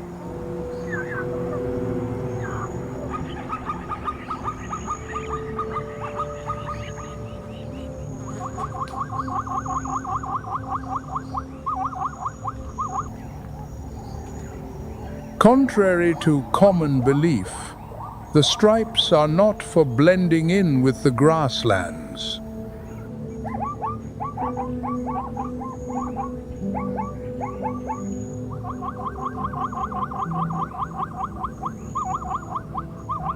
They create an optical illusion known as dazzle camouflage, making it difficult for a predator to single out an individual from the chaotic mass once they begin to move.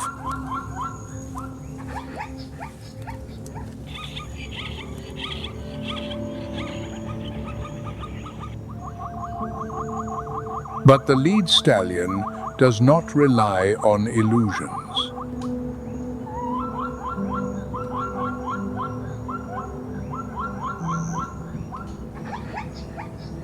He relies on his acute senses.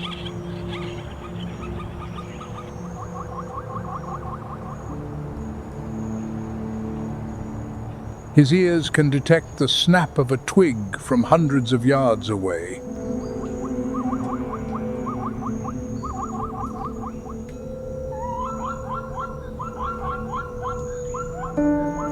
His sense of smell can detect the scent of a lion from a great distance, should the wind turn. He is the herd's early warning system.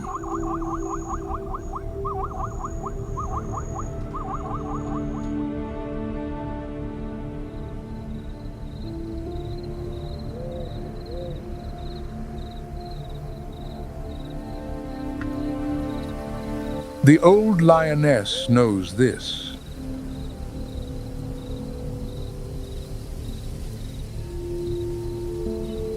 She has faced such sentinels countless times.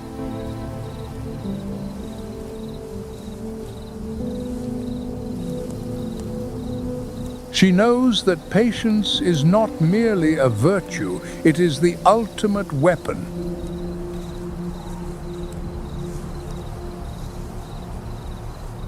And then, the one thing every hunter fears, a sudden gust of wind, a betrayal by the very air.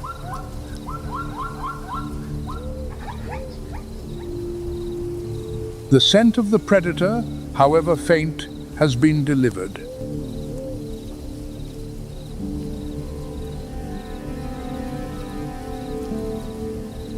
The lead stallion's head snaps up.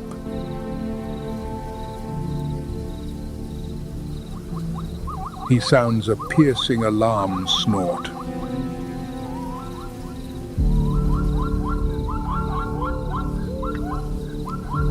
In a fraction of a second, tranquility becomes pandemonium.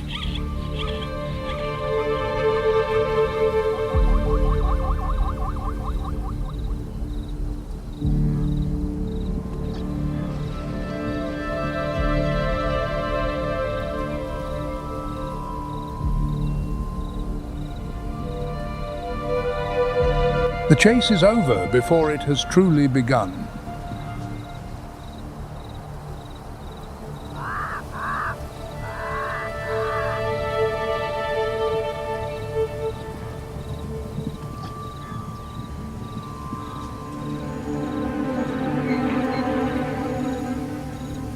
Precious energy has been wasted, an opportunity lost.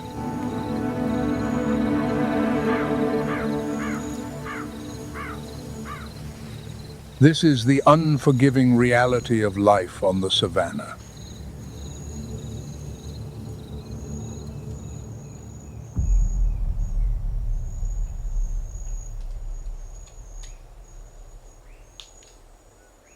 As they move across a more open expanse, a strange, almost maniacal cackle.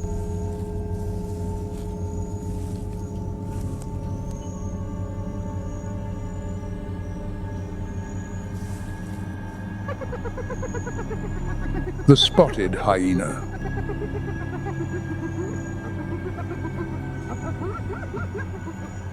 Often dismissed as opportunistic scavengers, the truth is quite different.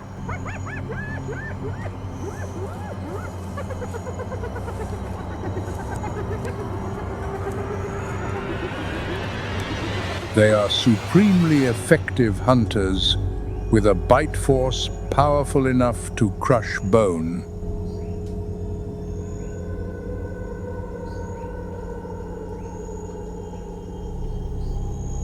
Their societies are ruled by females in a complex and ruthless matriarchy.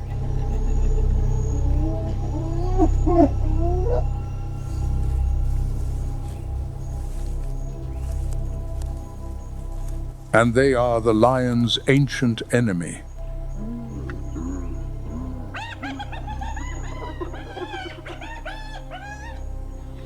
A competition between these two species is one of Africa's oldest and most bitter rivalries.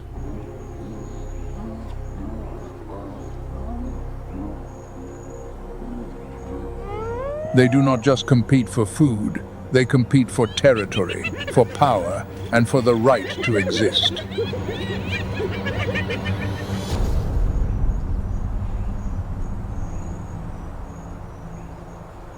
It seems these sworn enemies share a common goal.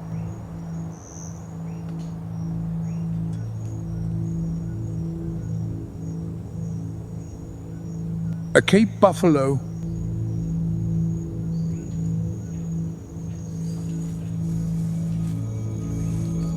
nicknamed the Black Death. It is one of the few prey animals that will readily stand and fight a lion.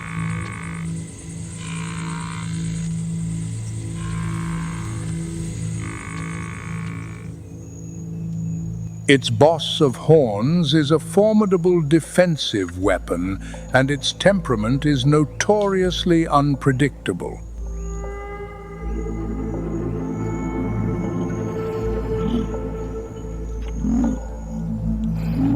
A full herd can easily repel a lion attack.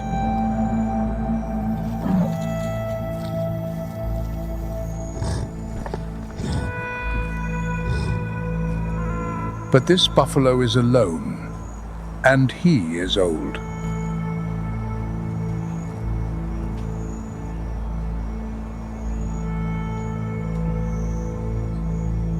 An injury has given him a limp in his gait, slowing his pace.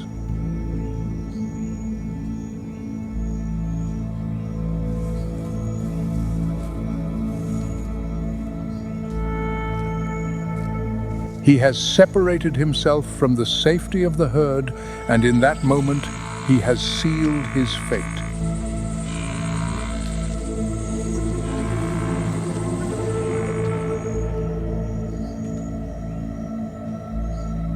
Both lions and hyenas have realized this.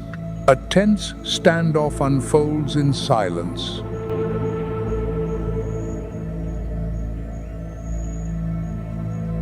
Who will make the first move?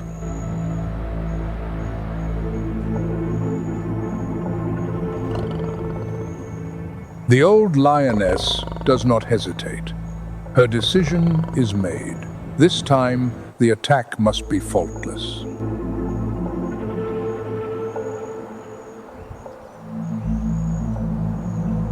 She signals the pride, and they begin to silently encircle their prey.